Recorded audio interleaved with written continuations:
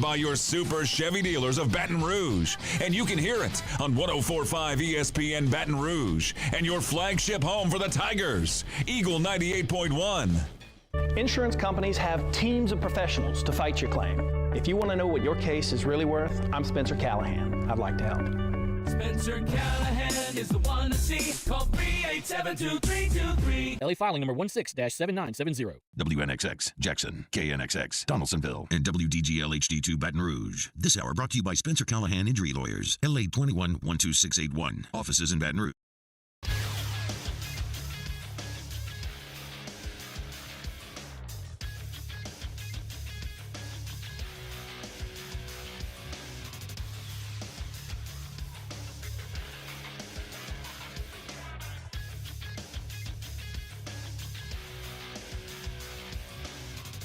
Good morning, everybody. It is 7 a.m. on Wednesday, October 18th. Today in Baton Rouge, expect clear skies with a high of 79.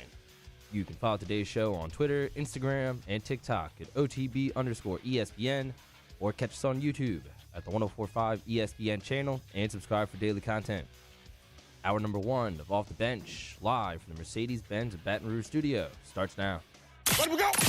All-Star Toyota presents Off the Bench with Jacob Hester and T-Bob Hebert. Yeah! Off the Bench with Hester and T-Bob. Hey, P, they said I gotta come off the bench. All-Star Toyota presents Off the Bench with Hester and T-Bob. Yo, yo, yo. Yo, what's happening, y'all? Welcome in. Wednesday, October 18, 2023. Hope you're having an excellent day. Let's have a fun day here. Spooky season rolling right along. A nice chilly morning, even though it should warm up later today. T-Bob, Jake, Maru, Taylor all hanging out. Jake, what's going on, man? Not too much. Just in the thick, of football season for like my children as well. So it's every night at the ball field, but still a lot of fun because you know why? The weather is finally football weather. Yeah, does feel like football. That's a good point. Mario, what's up, man? How you feeling today? Weather is awesome. Good vibes over here. And Taylor, you Cowboys doing well? Yeah, they are doing well. I heard on the radio this morning that someone thought Mike McCarthy was on the hot seat, and I just thought that was ridiculous. But other than that, doing pretty well. Not as fancy dressed as I was yesterday. Wanted to take the morning off. Didn't want to do too much too quickly, so a little cash today. The only difference is a gray pullover zip-up vest, no? Is that he's got the neon. Short sleeve, loose T-shirt, white I can't tennis see. shoes. You're behind the okay, wow. Yeah. I guess, you know what, my bad. I was not paying enough attention to your LP drip yesterday. It's fine. Because you obviously basically the only thing that on. is similar today the boots. is the jeans. Boots. Okay. Well, it's okay, man. Let's have ourselves a nice chill Wednesday here. Hoping to get Matt Flynn in here. We will see. Probably going to talk a lot of Saints this hour because, well, it's not good, boys. But it's okay. This is weird. The Saints are 3-3. 3-3 is not awful, right? 3-3 is pretty good. It's better than being 2-4 or 1-3, for instance, obviously, or 1-5. But I've been diving into some numbers, and there's especially one Jeff Duncan tweet that kind of has me a bit concerned. Now, and concerned that the Saints might not just be like, because right now I think most would say, okay, this is like a mediocre NFL team, right? 9-8, 7-10, 8-9, somewhere in that range. And maybe that ends up being the case. I mean, they have all the playmakers, everything else that we've been talking about. But I don't know, man. You start to look holistically, and this is a team that can't score, especially in the red zone, which we'll get into. They have an offensive line that was already one of the worst in the league, especially from a grading standpoint. Now they're injured to all hell. And they commit a ton of penalties. I mean, just a ton of penalties. And they have a quarterback who, unfortunately, has been kind of bad in the red zone his entire career. And here's the damning piece of contextual evidence that put me into this funk when it comes to the New Orleans Saints, Jake. This comes from a Jeff Duncan tweet. The Saints' 3 wins. Who have the Saints' 3 wins come against? Patriots. Yep. Not great teams. The Panthers. Yep. And the Titans, who are also not doing well. Have you looked up their records? Titans are 2-4. 3 wins between them, right? Patriots are 1-5, and the Panthers are 0-6. That is a combined winning percentage of .167 for the opponents that you have beaten, which is by far the lowest of the entire NFL for anybody with 3 wins. So the schedule is just as easy as we thought it was entering the year, and yet the Saints have still underachieved within the context of that schedule. Like the teams that they beat, everybody's beaten. And they couldn't manage to beat the teams that they should have outside of that, like a Green Bay, like a Houston, bringing a rookie quarterback to bear. Yeah. The schedule, I mean, honestly, was one of the reasons why I think a lot of us were expecting double-digit wins. True. I mean, the talent that you had certainly played into it, but it was the schedule, and it was the quarterbacks that you didn't have to face. And you were, thinking, all right, rookie quarterback, certainly like week 2 against the Panthers where you got a victory, but even Jordan Love, not a rookie quarterback by any means, but he hadn't played, never been the starter. So, I mean, we went over the list, went over the quarterbacks. It doesn't really matter when your offense sucks, too. Doesn't really matter if the rookie quarterback's not playing great. Yeah. Because you're out there scoring 16, 20, 18, 9. You got the 34 in the Patriots game. That's the outlier here. And then you score 13 in the Texans game. It's it's unreal. You're on pace to throw for 14 touchdowns. In the modern NFL, through over a quarter of the season, a quarter and a half, in fact, you're on pace to throw for 14 touchdowns immediately after you pay a quarterback $40 million. That is inexcusable. That is disastrous. That is exactly what we're getting at. That is the sign of a bad team. Right now, and I'm starting to feel, so I talked a lot of Florida yesterday on Snaps and Graham Mertz, and everybody's going to tell you that Graham Mertz is playing awesome, and it's not that he's playing bad, and his numbers are okay. I mean, his numbers are actually good. They look really good on paper. But then you look up, and Florida has the 11th scoring offense in the SEC. So what are we talking about, right? So it's like Derek Carr right now, what would he throw for Sunday? Like 350 yards? Threw a ton of success between the 30s, but cannot score. Empty calories. The Saints right now are 27th in the NFL. They've converted their red zone opportunities into touchdowns just 36% of the time. And granted, look, numbers are down across the NFL. I think it's like 56% overall, so it's harder than ever to score in the red zone, but that's still pathetic.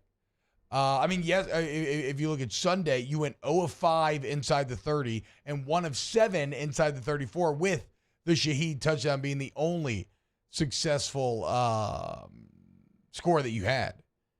And then it all culminates with 4 plays inside the 30 that are likely some of the most disastrous we've ever seen. Players not reading checks the same, confusion over play calls, leading to missed timeouts, miscommunications, just awful. And here's another Jeff Duncan depressing contextual tweet. Derek Carr has completed just 11 of 25 passes in the red zone. 44% in a league where 65% has become the expectation. Inside the 10, he's 3 for 11, 27%. There is only one quarterback who is worse inside the 10 this year. Do y'all know who it is? Mac Jones. Nope, not Mac Jones. It is a Jones. It's got to be Daniel Jones. Yes, the Daniel Jones varietal. Mm-hmm. Which, hey, he's highly paid too. So, both got paid way more money than they probably should have. Okay, so it's like, what does it do to you, Jake, to hear those red zone numbers? It tells the story of the film, but still, like, going back to it, if you weren't watching the film, it'd be, okay, well, yeah, that plays out because that's where you're not having success, and that's why you can have all these empty yards where you can, create all these stats, but it doesn't really turn into points. And you don't have to look any farther than how they ended the game last week. I mean, that just turned into backyard football. Like, draw it up in the dirt. What are we doing? Like, hey, all verts. Like, you're screaming at your buddies. You're playing intramural football, and you need to score, and you're like, I got all verts. Yeah, it looked like a never panic. It looked like it had never been a situation they went over. I mean, even one, maybe it was the second. It could have been the first play. But you got players, veteran players like Michael Thomas, looking around like they're trying to like get a timeout called, and they snap the ball. Like that can't happen. You got a quarterback in Derek Carr who's played as many times as he has, been a starter for a decade in the league. You got Michael Thomas. You've got all these weapons that are veteran players, and they're looking around because they don't know the play. And I don't think it's because they, weren't in the playbook. It wasn't communicated properly. And that series, that entire series, certainly the last 4 plays looked like a series that wasn't on the same page by any means. And so I don't know what happens. I'm not sure what those last 4 plays. I know I keep harping on it.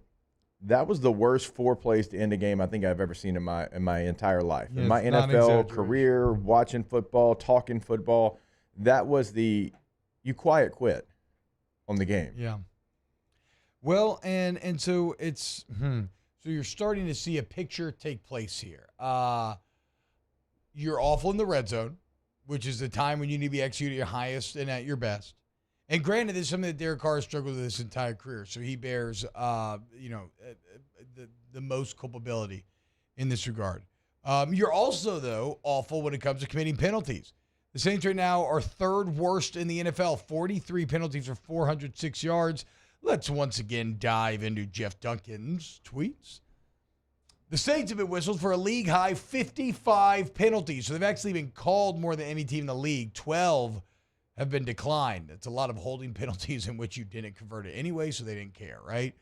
So a league-high 55 penalties for a league-high 406 yards.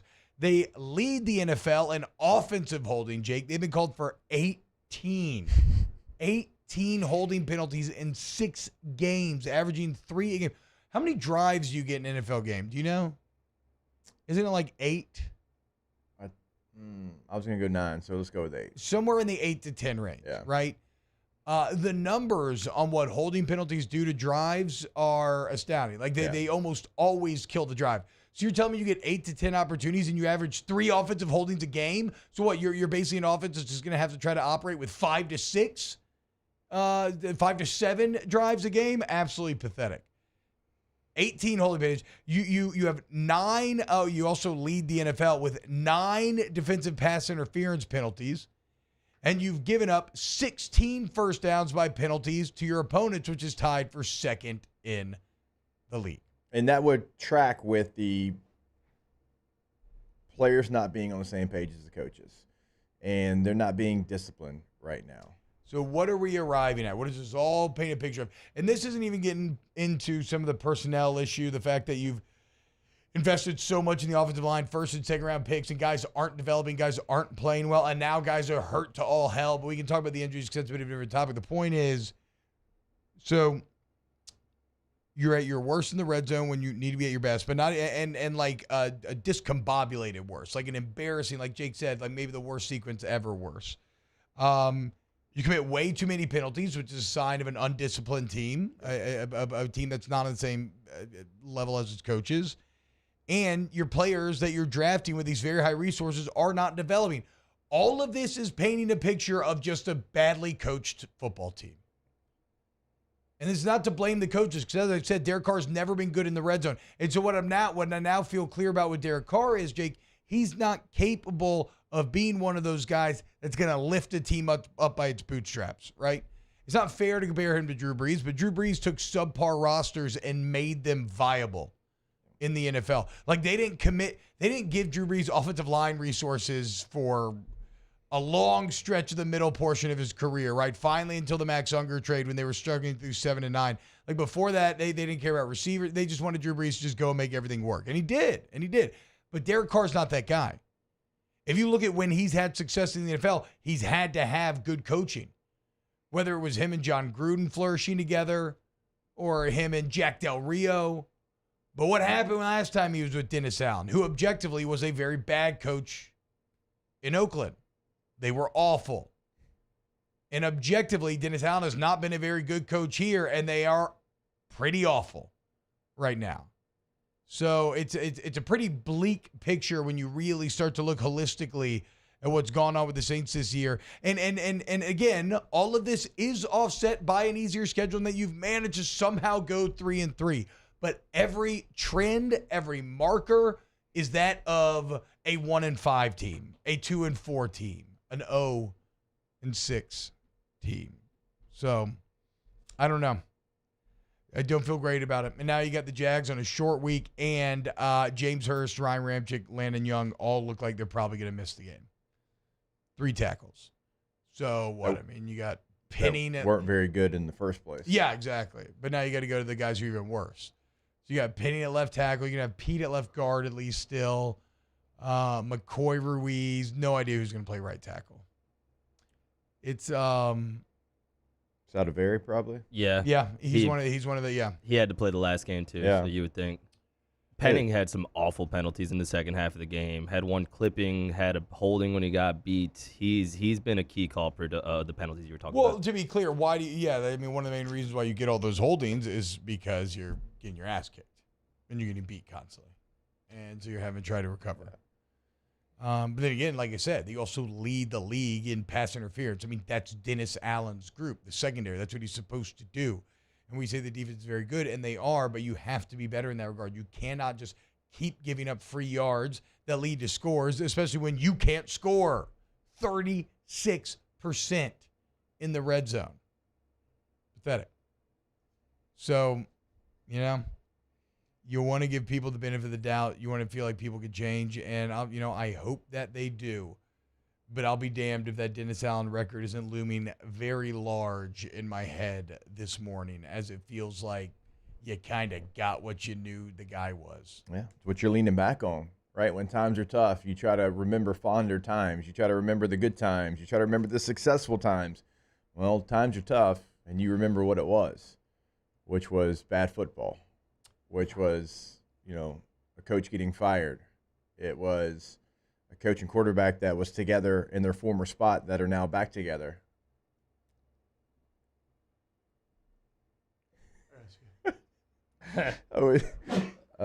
The YouTube audience got to see that. I wish our radio audience got to see you trying to fight that sneeze back. I thought you were that was wincing. a valiant effort. No, I just got overwhelmed by a sneeze. Thought you were wincing at the current state of affairs for the Saints. Yeah, no, really. I mean, I'm allergic to awful football. Yeah, and that's what you're being served up. Again, you beat it's the NFL, so games are always going to be close. But even those bad teams that you beat, I mean, they were a little too close to comfort. Like, I don't know, man. I'm feeling pretty down here on this Wednesday morning after really thinking about this Saints team all morning. Yeah, and if Flynn does come in, obviously he has experience with Dennis Allen as a head coach. So I'd love to kind of pick his brain about maybe when things were going the other way there, like how he responded. Was he somebody that tried everything he could possibly do to galvanize the team? Did he kind of go into the shadows? Yeah, it's a good question.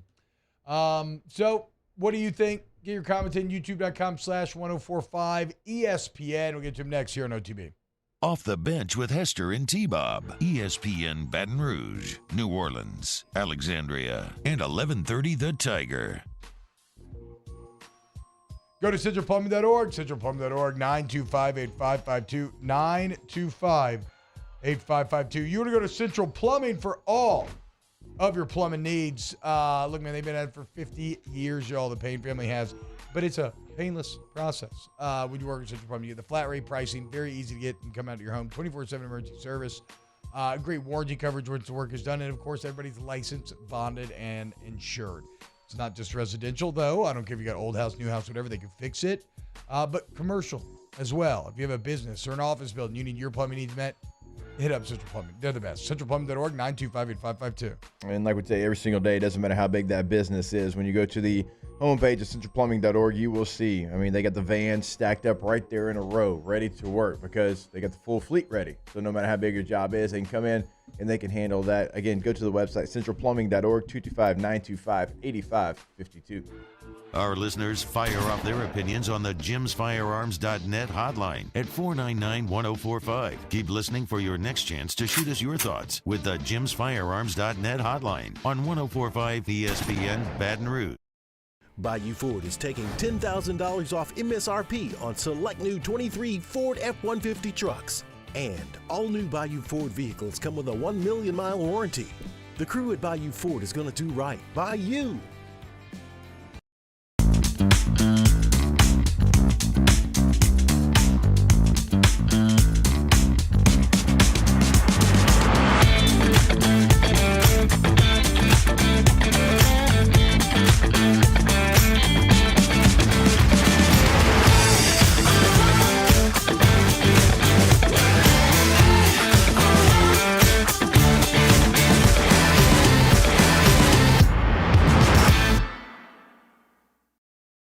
taco more than just a taco when it's Government Taco. Voted best tacos 3 years in a row by 225 Magazine, Government Taco puts the most delicious spin on tacos the capital area has ever seen. With creative combinations like the Magna Carrot, the Filibuster, or the Steak of the Union. Plus perfect tortilla chips paired with the best salsa and queso you've ever had. And happy hour every day from 3 to 6 p.m. and all day on Thursday. Government Taco, 5621 Government Street.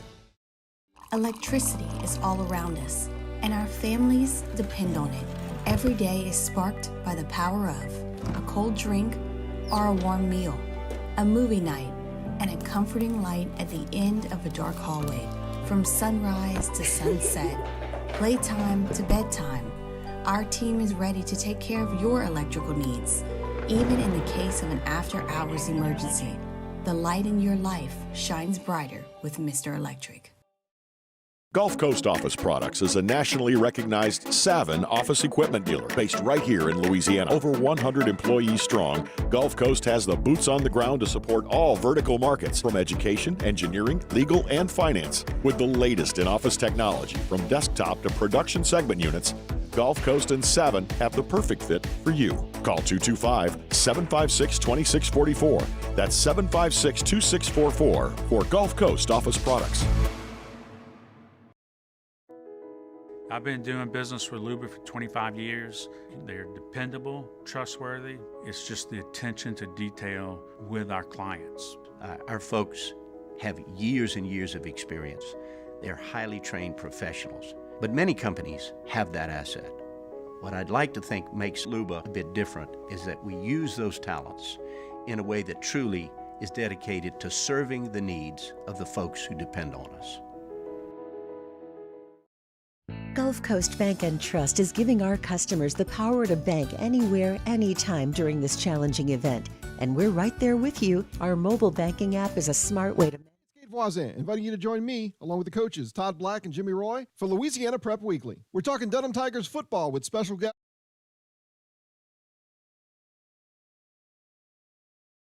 on 104.5 ESPN Baton Rouge.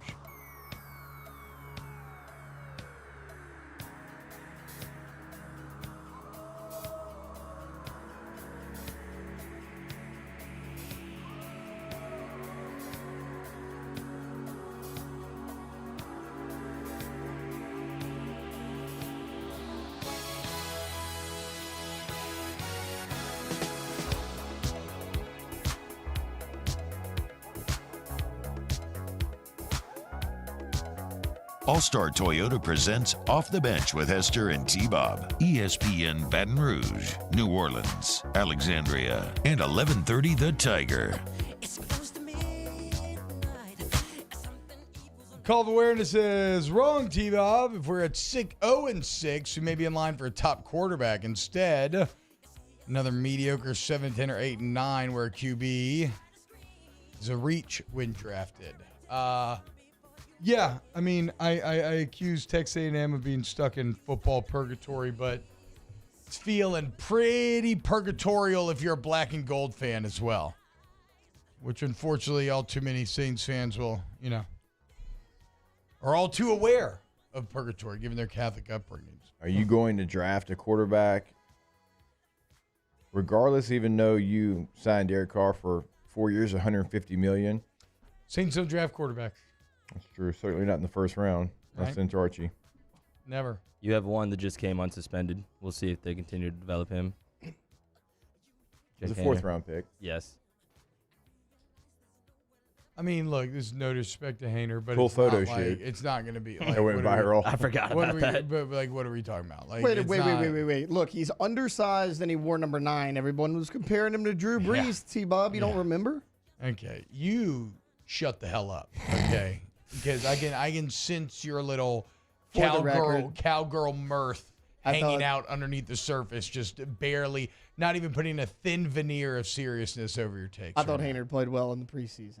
I like Hainer. That's fine. I'm not like, okay, but what's Hainer's like? See, what are you talking about? How often do you see a third or fourth round pick become the guy? It's not something that you can ever rely on from a team building standpoint. You think the Niners knew Brock Purdy was going to be Brock Purdy? Yeah, that's why I took him with the last pick of the draft. Yeah, exactly. Now they got lucky as hell. Even Dak, right? Like Dak was what, a third round pick? Third round, yeah. That's he's really a fourth round pick. Fourth round pick. That's really rare. That's really rare that he ends up having the success that he has, and even you think he sucks, right? You would much rather like Trevor Lawrence or one of these number 1 overall picks. So yeah, it's just really tough to get one of those guys in the middle of the draft unless you just get stupid lucky, and so therefore it's hard to like dedicate taking in the middle to late first round a quarterback where you could get another starter that maybe will be really good, unless you're the Saints and you'll take a lineman that won't play. Oh. Hey, if you want to take an edge rusher that's going to be inactive. Yeah. Marcus Davenport did just get a high ankle sprain from Minnesota as well, unfortunately. I don't think it's exclusive to the Saints. It's just the players they draft. Lars Corville says Baker Mayfield is the best quarterback in the NFC South. The Bucs will win the division. Do we believe that? Ooh. Yeah, maybe right now. As of now, it looks that way. Mojo says Saints are in the running for Jaden Daniels in the draft. They won't pick number 1 overall, but they'll likely pick top 7. That's, again, the problem with this team is anytime you look at a coach staff, you want to say, okay, do I feel like they're elevating the talent? Like the most bottom line metric that you evaluate a staff with, do I feel like they're elevating the talent that they have to work with, the ingredients that they have to cook with, or do I feel like they're wasting them or making them worse? I would argue, and this is, an opinion-based argument, so maybe I'm wrong here, but I would argue that the Saints are doing the latter. I think they're making a pretty talented group worse. But what that means is that talented group is still going to find a way to win enough games. It's not a bad group and bad coaching, which is going to lead you to picking first, second, third, or in that top 7. So no, you'll probably be picking around like 17. Or 14 or somewhere around there, because you just have you still have DeMario Davis, you still have Marshawn Lattimore, like you have some really good players that are going to not allow you to lose these games, which they should do. I just wish that you had coaches that were getting the most out of this team rather than the inverse. It just feels like you're going to be picking 12, 13, and just still not there with a quarterback. But again, like everything they were talking about, who's to say that they would even look at that position? I mean, they haven't done it again since Archie Manning. It's just not something they do. Fonzarelli says, Hester, it's almost like you've been saying this. It's the start of the season. There was another comment like, I love how Hester's just sitting here struggling not to say, I told you so. Are you happy now, Jake? Are you happy now? No, that you've infected us with your Bush League boltism and that you were right about Derek Carr being Andy Dalton and Dennis Allen not being a good coach. Are you happy that you crushed all of our optimistic dreams? Nope, not at all, because I am not that radio host. A lot of people in our profession are. That is not me. I wanted to say I was totally wrong, but the writing was there. I mean, this is a relationship that didn't work in Oakland, and you could say, okay, well, a lot of relationships didn't work in Oakland, and that would be fair. I mean, it was a bad place. It's where careers went to die for a long time. But then, there was time where they weren't together that didn't go well for Dennis Allen. There was times when Dennis Allen wasn't with Derek Carr that didn't go well with the Raiders. And so there was a lot of things to kind of fall back on. Now, there was some good. It wasn't all bad for Derek Carr. It was all bad for Dennis Allen. But you just, like, at this point in his career, knowing what the Saints had, to give him the money that you gave him, knowing that you just had a season of Andy Dalton, my whole point in the offseason was, is it really going to be different? Yeah. Is it really going to be different enough, certainly for the money that you paid him, when you have other options out there? What is going to be different from Derek Carr to Andy Dalton, right? And the differences aren't that extreme. In fact, I'd love to do a side-by-side. Maybe we can get that done here throughout the show, of where they're at after this many games as a Saints starting quarterback. I would be shocked if Andy Dalton was worse, honestly. Yeah. On pace for 14 touchdowns. I feel that is getting into Baxter eating the wheel of cheese territory, where it's so astoundingly bad, it's almost impressive. Like in the modern NFL, I feel like you should trip and fall into 20 touchdowns. Like just by accident almost. No, T, I mean, you don't have to explain it. 14 is egregious. 14 is fireable offense to everyone in the building. 14 is a number that you saw back in, Lynn Dawson days for the Kansas City Chiefs when that was really good. Like, shout out to Lynn Dawson, by the way. I can tell you right now, I have Dalton's numbers pulled up from last year. Carr's on pace to be worse because Dalton missed the first 3 games. He had 18 touchdowns, 9 interceptions, 67% completion percentage. So all of those are better than Derek Carr right now across the board. And again, Dalton missed the first 3 games because Jameis started. Bryce Young has thrown 6 touchdowns this year. The Panthers are awful. Derek Carr's thrown 5. There's just, I mean, again, thank God for the 3-3 record. And I'm a eternally optimistic person. All the Enneagram stuff they make us do around here tells me that I frame the world. I can think about a situation, and even if it's bad, I just convince myself in its head that it's good. So I really want to allow for some sort of turnaround or somebody doing things that we haven't seen from them before. But I'm just running out of the will to do so. I'm running out of the bandwidth to do so, and I just there's only so much reframing a person can do, and it just feels more and more like no, this is they're 3-3, but this is a bad football team. It's a bad football team. Hey, you know who else has more passing touchdowns right now than Derek Carr? Joshua Dobbs, who got to Arizona about 10 days before the season started. And you got Chris Olave and Mike Thomas and Rashid Shaheed. That is inexcusable. Yeah, having 6 games of Mike and still having this output feels really bad. Like he's finally healthy and you're not utilizing it. Well, and forget about Mike. You got Olave. You get Chris Olave. He's one of the best young receivers in the league. For sure.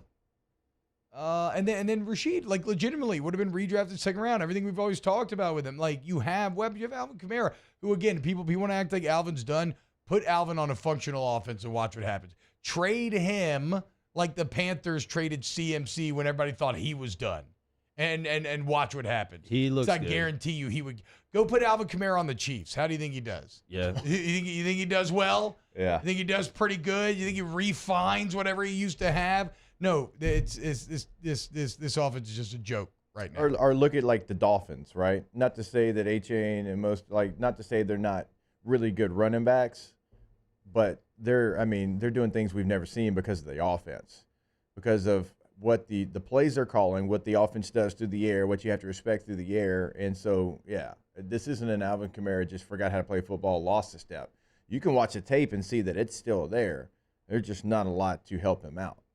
Yeah, it's I don't know, man. It's really depressing. Like I said, I'm about in call territory, but we'll see. Let's see what happens tomorrow. There's your game preview. Yeah, no. Well, I got 1 or 2 more points I want to think about tomorrow's game, and then we'll move on from the Saints. Keep it locked right here on Off the Bench. Off the Bench with Hester and T-Bob. All-Star Toyota of BatonRouge.com. All-Star Toyota of BatonRouge.com. Join me and the All-Star family. That's right. Whether you're looking to buy new Toyota certified used vehicle, or you still get great warranty coverage, maybe you just need a lease. Look, all the deals are there for you at All-Star Toyota Baton Rouge. We are celebrating Army this week and all of our service members. And remember that All-Star Toyota has deals for you year-round, all the time. Go ask about it. Check it out online at All-Star Toyota of BatonRouge.com. And if you're trading in your own vehicle, there's never been a better time to maximize your value. It remains very high. So do that. Turn around. Take advantage of great deals. All-Star Toyota Baton Rouge. You go to the website that T-Bob gave you. Remember, you can build your Toyota right there on the site. You can go in and do it as well. That's how T-Bob got the Murdered Out Mini. But if you want to do it all online, you can do that. You can, certainly choose your color. You can choose all the features that you want, or remember that you don't want. You can take things away as well. It is your vehicle, your way, and you can do that again on the homepage of the website. Also, you can go see them. You can check out the rentals when you're on the website. You can check out the lease options. So many different things they can do for you over at All-Star Toyota of BatonRouge.com. In times of need, get a full list of phone numbers, websites, and other important emergency information on the Demco Stormwatch page at 1045ESPN.com. Here at Corvell Toyota in Opelousas, we have in stock 2023 Toyota Tundras, and you can get 1,000 special edition bonus cash, $1,000 bonus cash. So come on down to Happy Town. That's Corvell Toyota in Opelousas, Happy Town, USA.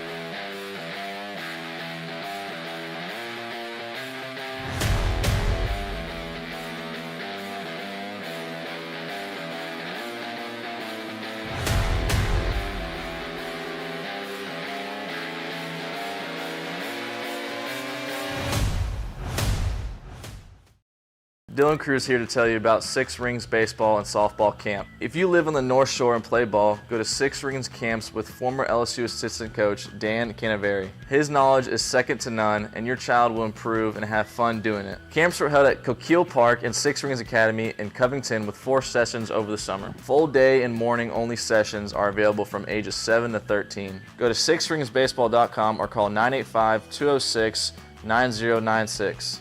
Learn the game to love the game. The interior of an Infiniti is thoughtfully designed to be all about you. And by you, we mean every version of you. Because there's luxury you can feel, and there's luxury that lets you feel. Infinitely you. Experience luxury like never before with Infiniti Premium Care, included with the 2023 QX80 at your local retailer. Scoocha, fall in the air. Fall is right around the corner, which means fall fishing is, which means it's time for you to take your boat to the next level with front-to-back boat service in a bunch of different ways. You want a custom stair job, you can have a ton of fun out there on the water. They can do that. What about a spot lock trolling motor? So you stay right where you need to in casting lines. Or sonar that's let you see the fish under the water before you cast. All of your maintenance needs as well. For 38 years, they've been at it and will continue to do so. The Sherman family of front-to-back boat service. Running Boards Marketing can help you get their attention. Imagine your brand's message on a giant LED billboard truck that can't be skipped and is nearly impossible to ignore. Running Boards Marketing is the leader in effective and affordable advertising on digital mobile billboards, which are 2 times more effective than traditional billboards. With a 97% recall rate, you'll leave a lasting impression with your customers.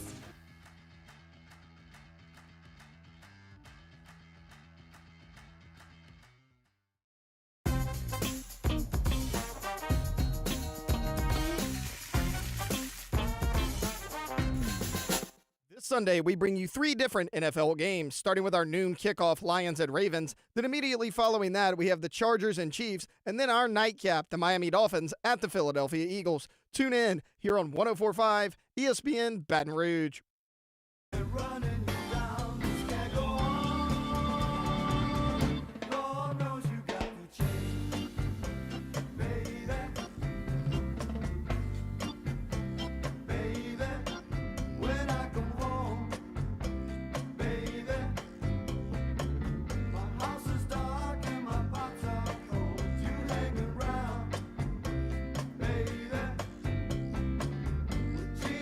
All-Star Toyota presents Off the Bench with Hester and T-Bob. ESPN Baton Rouge, New Orleans, Alexandria, and 1130 The Tiger.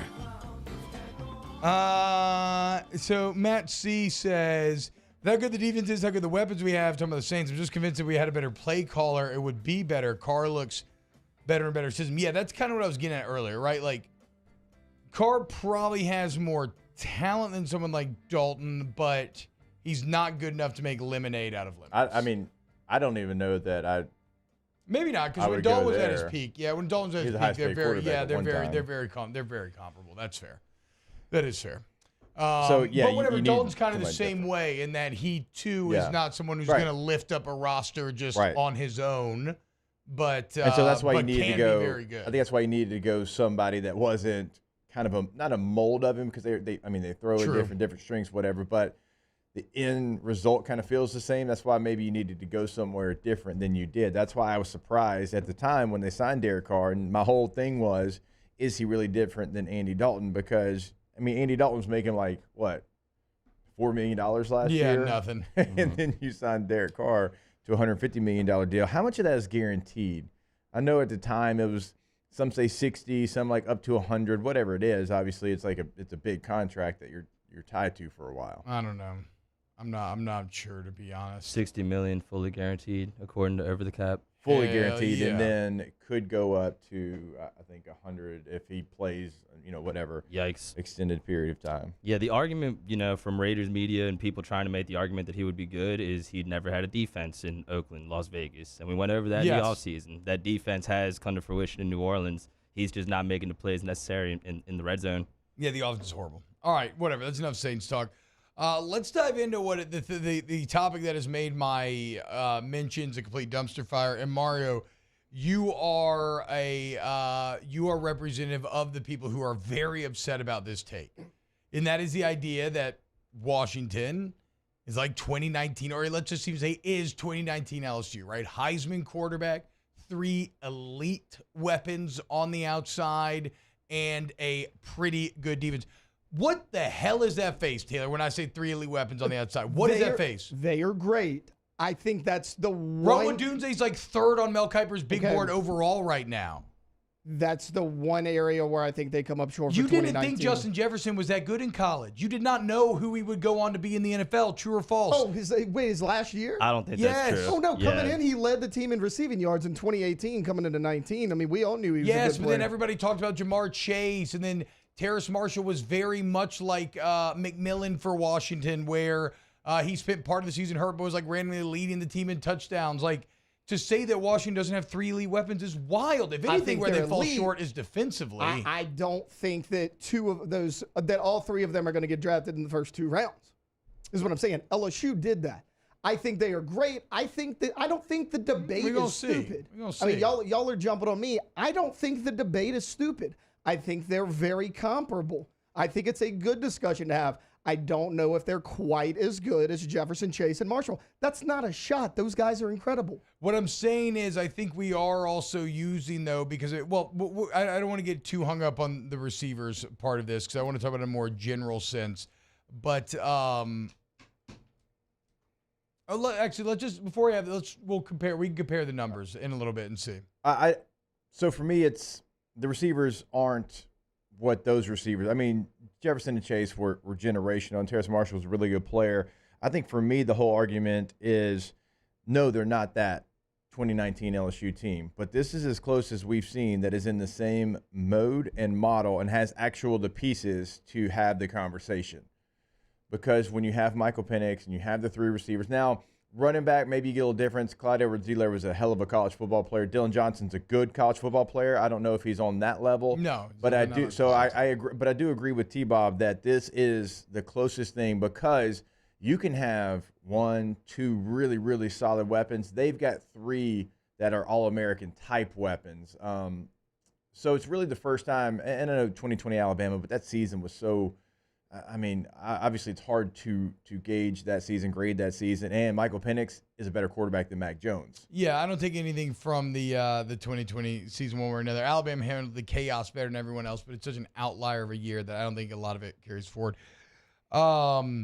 It's funny because the reaction to this take and Aaron saying it on snaps has been almost as if someone took the Lord's name in vain, right? Like the anger is that of like religious zealotry. And so I was laughing yesterday when Kirk Herbstreit said this about Washington, quote, I was really, really, really amazed with what Washington did. They started to remind me, and I know it's kind of sacrilegious to compare this, but of that 2019 LSU team, the way Michael Penix is so accurate, they got those receivers. They can literally be stifled for a couple drives and they can go on a 2, 3, 4 play drive and score. The funniest part about that to me is the sacrilegious component. Like he knew, like shout out to Kirk, who even from afar, not being a local, knew what he was stepping into when he made that call. I think he meant for everybody, but certainly for Louisiana. sure. But I mean, just like knowing that's how what a level that they achieved that year. It is sacrilege to even bring up their name. But Mario, why then when we're having this conversation, do you say, well, now I have to cheer for Washington to lose? I'm just a little emotional about it, not going to lie. As an LSU fan, that's the best offense ever. and it is a little sacrilegious, but we'll see. You got to let the whole season play out, too, to have this conversation. Oh, for sure. Because we're supposed to put every hypothetical conversation on hold till the end of football, so we're not wrong about anything? No, I just think it's kind of a reach to think that they'll get there. You still got to play USC, still got to play Utah, still got to play Oregon State, and you have to stay on this pace, if not better, to even be in that Without conversation, question. which I do not think will happen. That's what made that team so special. But why do you want them to lose? What does Washington winning do to you? So this conversation stops because I, don't enjoy it. But hey, y'all are making a good case. Let's see how the rest of the season plays out. Penix has been awesome. You're not answering the question. Why do you want Washington to lose? So people do not compare them to 2019 LSU anymore. But what is so wrong with that? Like, it's not like I just don't understand where the anger comes in. It affects LSU in no way this year if Washington wins it does, because it's not a traditional rival. Yeah, it's just. And by the year's end, I guarantee Michael Penix isn't going to have 60 touchdowns, right? Like, I don't. It's not. It's just. I don't understand cheering against Washington simply because they're built in the same mold that the 2019 LSU team was. Yeah, and I don't think that this Washington team would beat 2019 LSU. I think the difference for me is defense. I mean, LSU's defense had Sunday players all over the place. Washington's got some. They don't have the totality of that. That's easily the biggest difference. Yeah, I mean, again, the whole conversation for me is this is, for me, the closest to what I saw that team have as far as the three receivers, the back, the quarterback that is, elite, special. Again, it's not to that level, but this is as close as we've seen to the mold of having what LSU had that year. No, that's 100% fair. That's what I was saying. Like, I think it's a really good conversation. I don't know if the receivers are quite there, at least not yet. But yeah, I mean, I don't hate the conversation. No, and I'm with you. Sports is all about comparison. Everything is about comparison. If you're the best, someone's always going to compare. What do we say all the time on TV? You see it. Is Patrick Mahomes the next Tom Brady? Patrick Mahomes doesn't have 7 Super Bowls, but all they're doing is projecting. Everything is comparison. I don't hate it. Like Mario said, I don't know if they'll get there, but I mean, it's a good conversation to have. They'll have the opportunity. Yeah, for with sure. the teams on their schedule. The funniest part is going to be in 2047 arguing with people that literally did not even see the 2019 LSU like offense. the 72 Dolphins. Yes, or like Nebraska right back in the day, or like Miami, teams that I did not watch play, but I saw their fans that watched them say no team will ever touch that. I have that same feeling. I had that same feeling with 2019 LSU. Yeah, what is it, the 2000 Miami team? 2001. 2001, because that's all we saw in 2019. Because in 2000, Coach Neuheisel. Now, granted, I mean, people don't want to hear that either, but if you look at that 2001 Miami roster, it's hard to say that maybe that isn't the best. When you look at you look at what those guys went on to do in the NFL, maybe not on the college level, but just it's like Willis McGahee, he was a backup fullback. Yeah, dude. Just their backfield, man, was stacked. Their backfield low was insane. All right, when we get back, let's close out hour number 1 of OTB. Off the bench with Hester and T-Bob. K to Z window coverings, K2ZBlinds.com. That's KTOZBlinds.com. And look, if you need your interiors or exteriors done and you want some sort of custom job, maybe you're not sure exactly what you want. You got a man cave, theater room, office, maybe an outdoor living space that needs bug protection or sun protection. The bottom line is you want to take advantage of Brandon Barton and 25 years of experience. I'm come out to your home, bust out the compass, look at, what time of day, how lights hitting your house, and what you need. Okay, they're going to take your living space to the next level. K to Z window coverings, KTOZBlinds.com. New window treatments, just 3 easy steps. And they're going to come out, and like T-Bob said, they're going to make sure that everything is done. I mean, Brandon's going to come out. Right, he's going to get everything ready to go. And it's going to be a quick process, right? I mean, attention to detail, but efficient as well. K2ZBlinds.com, K2ZBlinds.com. Our listeners fire off their opinions on the JimsFirearms.net hotline at 499-1045. Keep listening for your next chance to shoot us your thoughts with the JimsFirearms.net hotline on 1045 ESPN Baton Rouge. Life in Louisiana is a song.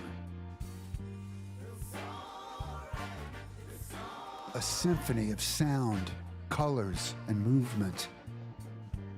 Life is here, now. For life's moments, big and small, always there. The right card, the right care.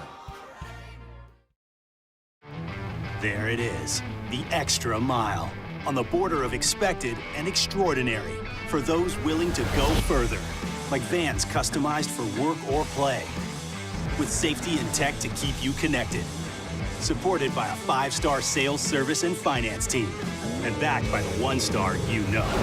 So go the extra mile. It's never crowded, because so few have what it takes to go there. Mercedes-Benz Vans. Running Boards Marketing can help you get their attention. Imagine your brand's message on a giant LED billboard truck that can't be skipped and is nearly impossible to ignore. Running Boards Marketing is the leader in effective and affordable advertising on digital mobile billboards, which are 2 times more effective than traditional billboards. With a 97% recall rate, you'll leave a lasting impression with your customers.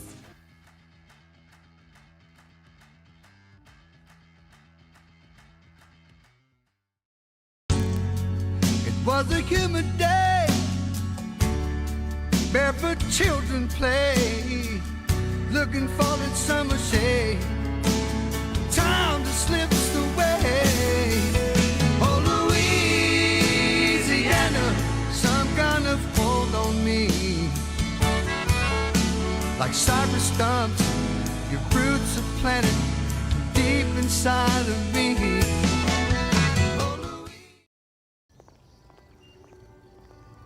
Would a couple that just came from a couples massage have any use for the massage seats of the Infiniti QX60? Yes, it appears they would. With driver and passenger massage seats, mute all your notifications and feel infinitely you.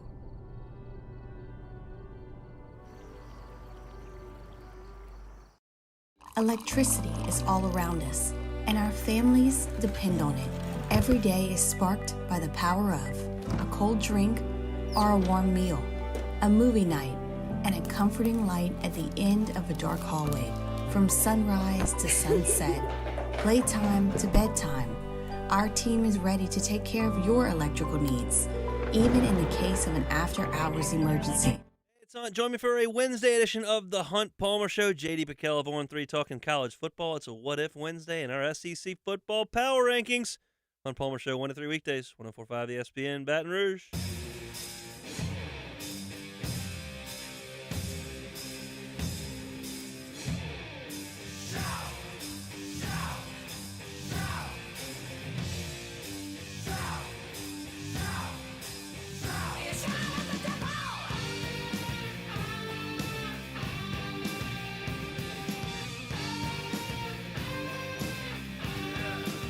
All-Star Toyota presents Off the Bench with Hester and T-Bob. ESPN Baton Rouge, New Orleans, Alexandria, and 1130 The Tiger.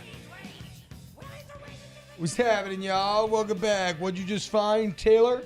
No, we were talking about, like, in the break, like, possible slip-ups and, like, cause of concern because Washington. Because, you know, they've been so great. You always try to find any little thing you can find. I kind of thought at the beginning of the game, Penix was rattled just a bit by Oregon, and the completion percentage kind of shows. He's been over 75% in every game, but when he played a good defense, he was down to 59%. So I was looking at other teams like an Oregon State, a Utah, like which other good defenses do they play that can maybe slow down the offense? I mean, they're not going to stop them altogether. Because, I mean, he went 73, 77, 76, 75, 59 against Oregon. I don't think that, well, whatever. We'll see, dude. If you're thinking that by the end of the year, we're going to think that Michael Penix Jr. is inaccurate. Or no, I'm not saying that. I'm just saying, like, what. Back, we'll see. No, I'm just saying, like, what defense could they potentially, like, struggle against down the stretch? Do they play UCLA? That's one of the top defenses in the country. They play Utah. They play Utah and Oregon State. Utah's ninth in total defense right now, I believe. If they win the Pac-12, I mean, they could be in line for a rematch potentially with Oregon if Oregon ends up doing well from here on out. If they win the Pac-12, they'll play in the playoff. Like, what do you mean? There'll be plenty of big games if they are as good as they look like they may be.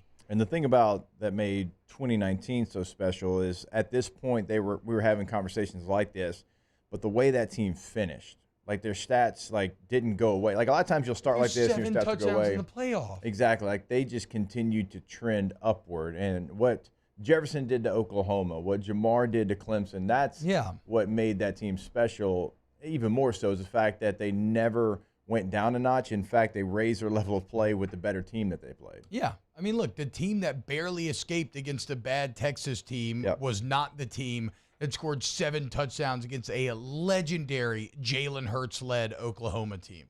Like, again, Jalen Hurts probably had the dumbest season of our entire adult lives, but you just don't know about it because Joe Burrows was such an unreal outlier with the 60 touchdowns thrown. For whatever it's worth, though, Taylor, the Washington receiver trio averages 12 yards more per game than did the LSU one, but not even close in touchdowns. I mean, Jamar Chase caught 20 touchdowns. I think a big difference there is their running back doesn't catch it out of the backfield quite as much as Clyde.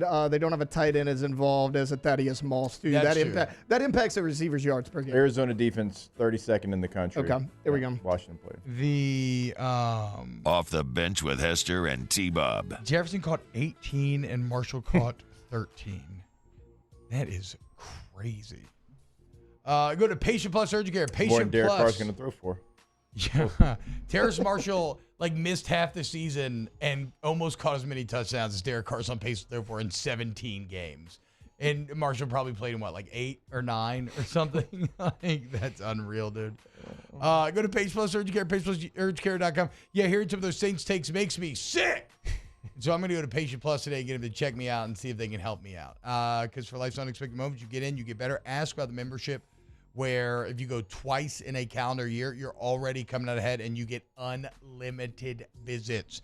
Patient Plus Urgent Care, PagePlusUC.com. Yeah, remember they're going to have a location near you and a convenient location for you in the Baton Rouge area. Open 9 to 9 every single day. Schedule that appointment online at PagePlusUC.com. Bayou Chrysler Dodge Jeep Ram is celebrating Ram Power Days with $15,000 off MSRP on new 23 1500 trucks, $15,000 off, and a 1 million mile warranty. Plus, we'll pay your trade-off regardless of what you owe. The crew at Bayou Automotive is going to do right by you. Gulf Coast Office Products is a nationally recognized Savin office equipment dealer based right here in Louisiana. Over 100 employees strong, Gulf Coast has the boots on the ground to support all vertical markets, from education, engineering, legal, and finance. With the latest in office technology, from desktop to production segment units, Gulf Coast and Savin have the perfect fit for you. Call 225-756-2644. That's 756-2644 for Gulf Coast Office Products.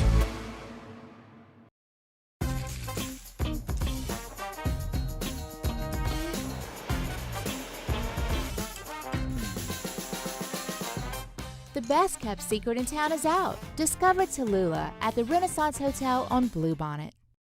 Follow us on Twitter at 1045ESPN to cast your vote in the Citizens Bank and Trust Poll of the Day. Vote daily inside Off the Bench, live at lunch, on Palmer. And after further review, Citizens Bank and Trust brings you the Poll of the Day via Twitter at 1045ESPN.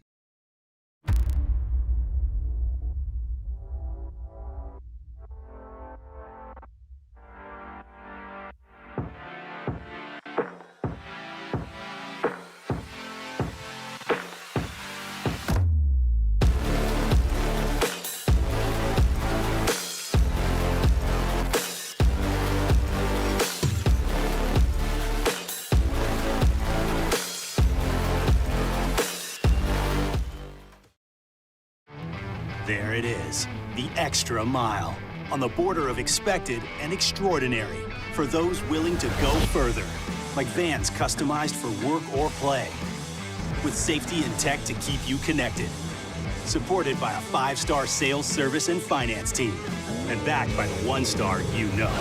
So go the extra mile. It's never crowded, because so few have what it takes to go there.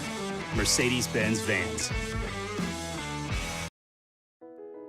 I've been doing business with Luba for 25 years. They're dependable, trustworthy. It's just the attention to detail with our clients. Our folks have years and years of experience. They're highly trained professionals. But many companies have that asset. What I'd like to think makes Luba a bit different is that we use those talents in a way that truly is dedicated to serving the needs of the folks who depend on us. Dylan Cruz here to tell you about Six Rings Baseball and Softball Camp. If you live on the North Shore and play ball, go to Six Rings Camps with former LSU assistant coach Dan Canaveri. His knowledge is second to none, and your child will improve and have fun doing it. Camps were held at Coquille Park and Six Rings Academy in Covington with 4 sessions over the summer. Full day and morning only sessions are available from ages 7 to 13. Go to sixringsbaseball.com or call 985.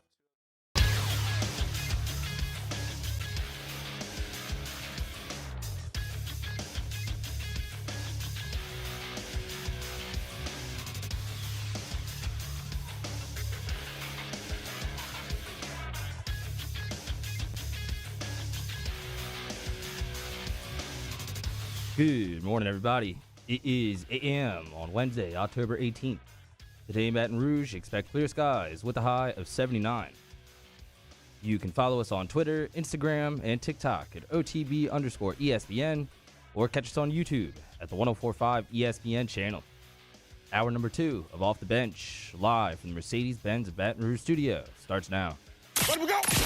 All-Star Toyota presents Off the Bench with Jacob Hester and T-Bob Hebert. Yeah. Off the Bench with Hester and T-Bob. Hey, they said I got to come off the bench. All-Star Toyota presents Off the Bench with Hester and T-Bob. Yo, yo, yo.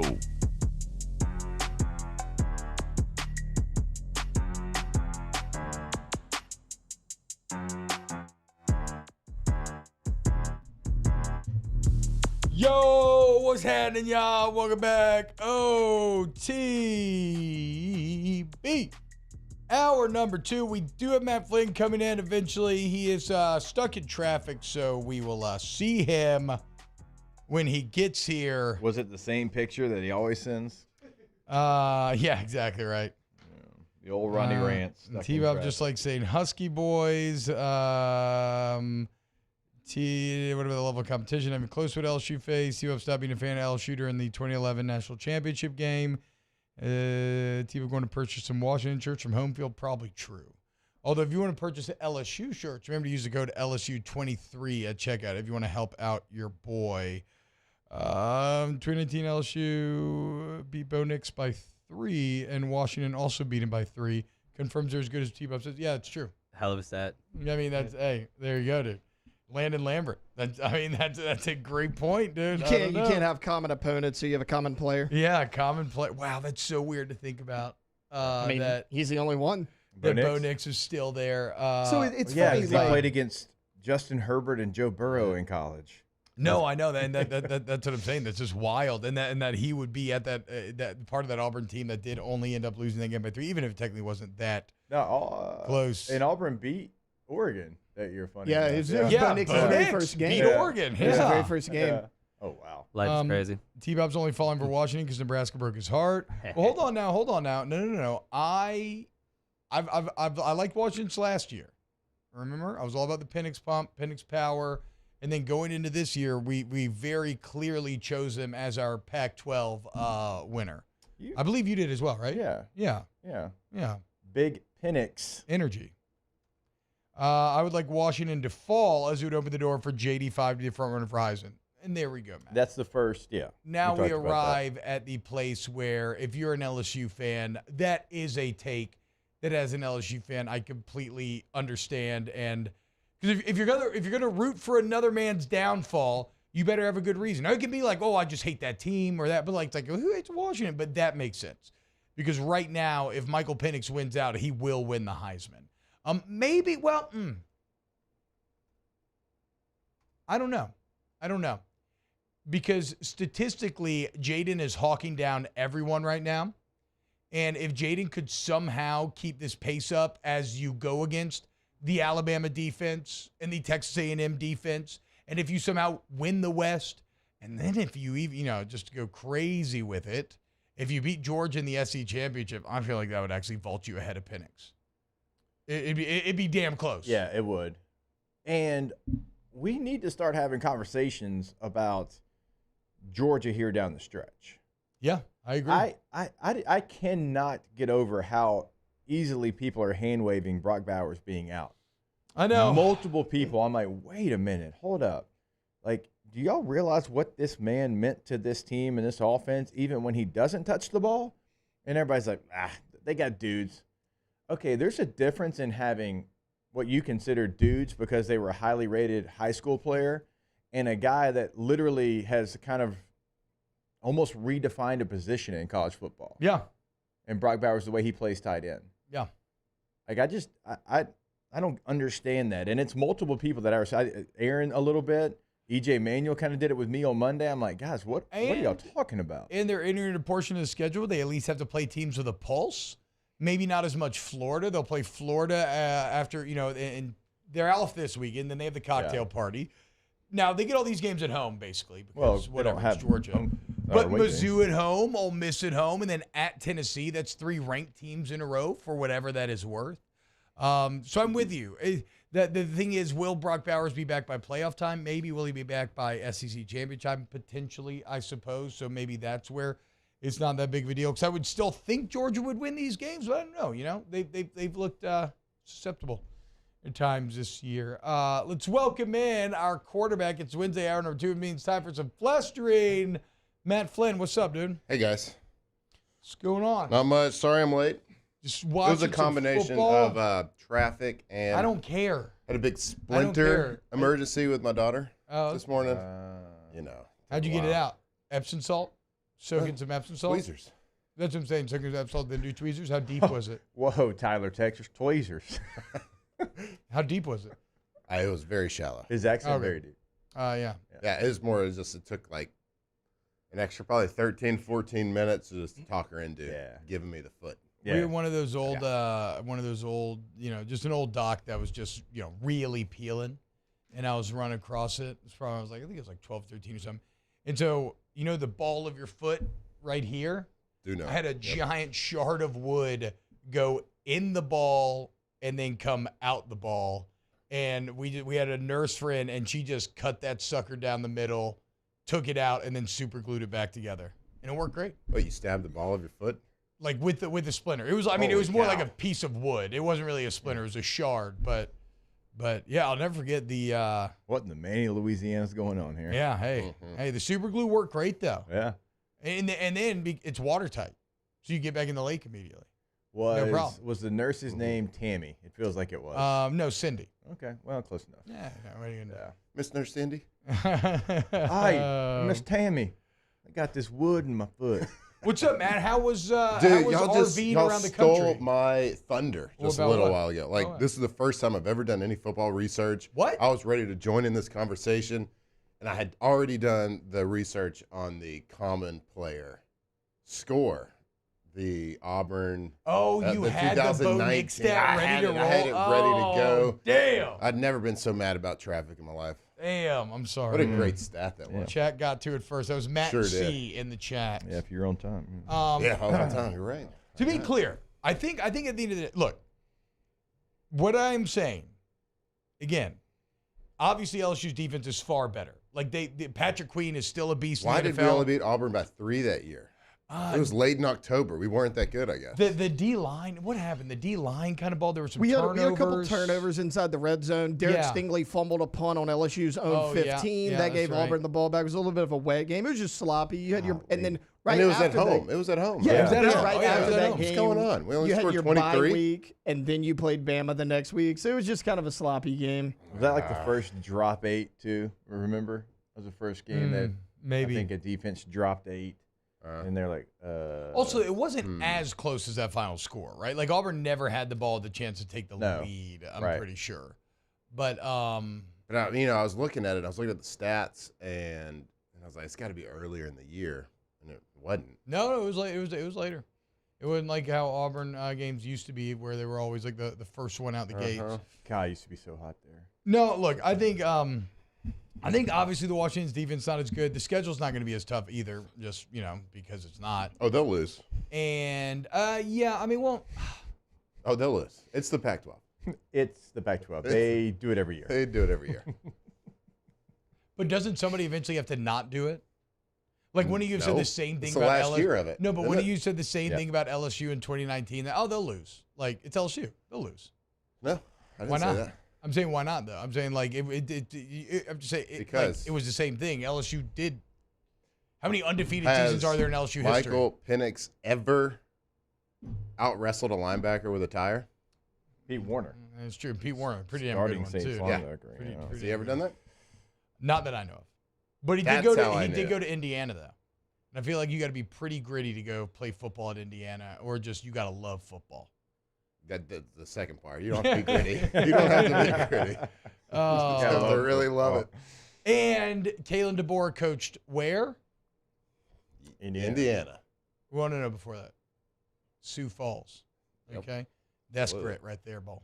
Yeah. It's grit right there. And he's won multiple NAIA championships, so he knows what it takes to finish out. Don't know what that means. You have no appreciation for championships? You don't think that it's hard to win a championship no matter what level on because you're on an even playing field with your peers and you find a way to finish? It's a different classification it's a of college level sports. below Division III. Yeah. Okay, good. Yeah. They got to love it there. Very gritty. I'm just saying that this is a man who has known how to finish the fight on previous levels of football that he's been at. That's good. That's good. Good job. Washington's remaining schedule. Is that the coach's name? Kalen DeBoer. Kalen DeBoer. Yeah. Arizona State at home, at Stanford, at USC, Utah at home, at Oregon State, Washington State at home.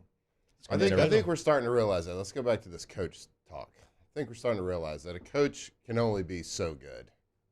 Got to have some dogs. They are the Huskies. They are the Huskies, exactly. Yeah, that's why I said it. Yeah. Oh, I see. I mean, look, you usually don't hit, so we got to help you If out. Bo Nix said, if Oregon had won, you say, but you got to have some ducks. And that'd be fine. Ducks in a row. No, he would have come in here, quack, quack, quack, Mr. Ducksworth. You know, like in Mighty Ducks, when he gives the speech to the guy where he's quitting. Yeah, look at this, dude. He's a three-time AFCA NAIA Coach of the Year, That's a lot of three-time letters. NAIA Coach of the Year.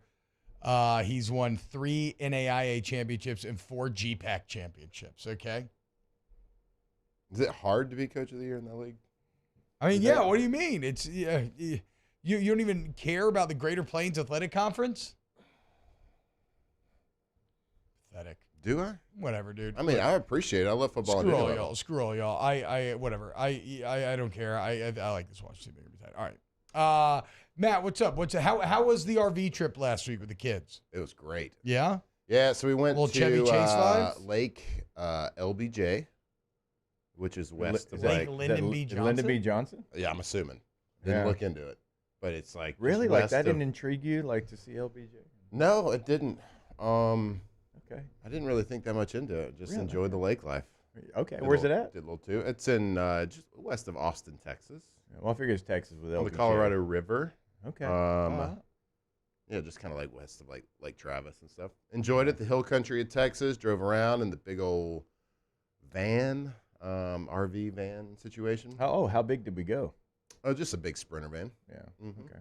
It's nice. 12 passenger? My guys over at Miller's RV hooked me up. Shout out. Nice. Oh yeah. So yeah, we enjoyed it, man. Then when we were driving back, we had the eclipse glasses. Oh, and the yeah. kids were just like loving Yeah. staring at the So sun. you just stare directly at the sun? Absolutely. Oh, With the wow. glasses. I've never With the worn glasses. That's cool. I mean, they're like they're made of paper, so it's like the 3D glasses you Yeah. get at the movie theater, but you literally can't see anything else when you put them on until you like look at the sun. That's the only thing bright. Well, I would enough to hope so. If penetrate. you're going to look directly at that Sure. giant flaming Yep. ball, it needs to be powerful enough I was to actually keep the terrified basic when my light out. kids were doing it because like I was afraid they'd have like one of the glasses like tilted up. Yeah, and then you're blind. Then they're just blind. It's actually one of my favorite Trump moments from, I guess that was like a while ago now, but when they had that eclipse, everyone made a big deal about right, and they were like, don't stare at the sun. He's like, he's out there just looking at it like, come on, I'll fight you. All right, let's do this. Let's go ahead and go to break, and when we get back, we'll start to pick Matt Flynn's brain on maybe like Dennis Allen, maybe Jaden Daniels, maybe Halloween, Derek Carr. Keep it locked right here on OTB. Off the Bench with Hester and T-Bob. ESPN Baton Rouge, New Orleans, Alexandria, and 1130 The Tiger. Community Steel Company, communitysteelco.com. Brand new website for Community Steel Company. Go check it out. Or, if you don't want to go online, go see them in Gonzales. So go look at their facilities, which are growing rapidly. And look, bottom line is if you need steel buildings, you need purlin, you need tubing, you want to go Community Steel, where they make everything on site, and that means you get the best prices because they're going directly from getting the steel from the wholesaler to making it there to you. No middlemen jacking up prices on the back end, and a live and local sales team that's going to take care of you. Community Steel Co., communitysteelco.com. Yeah, everything is local. And go to the website, and you'll see exactly what we're talking about. I mean, right there on the homepage, it says steel based in Gonzales, Louisiana. They want you to know that this is something that is local. It's not in Dallas or Houston or Atlanta. Yeah. No, it is right here in this area. They can help you, and they can help you today. 225-647-2020. In times of need, get a full list of phone numbers, websites, and other important emergency information on the Demco Stormwatch page at 1045ESPN.com.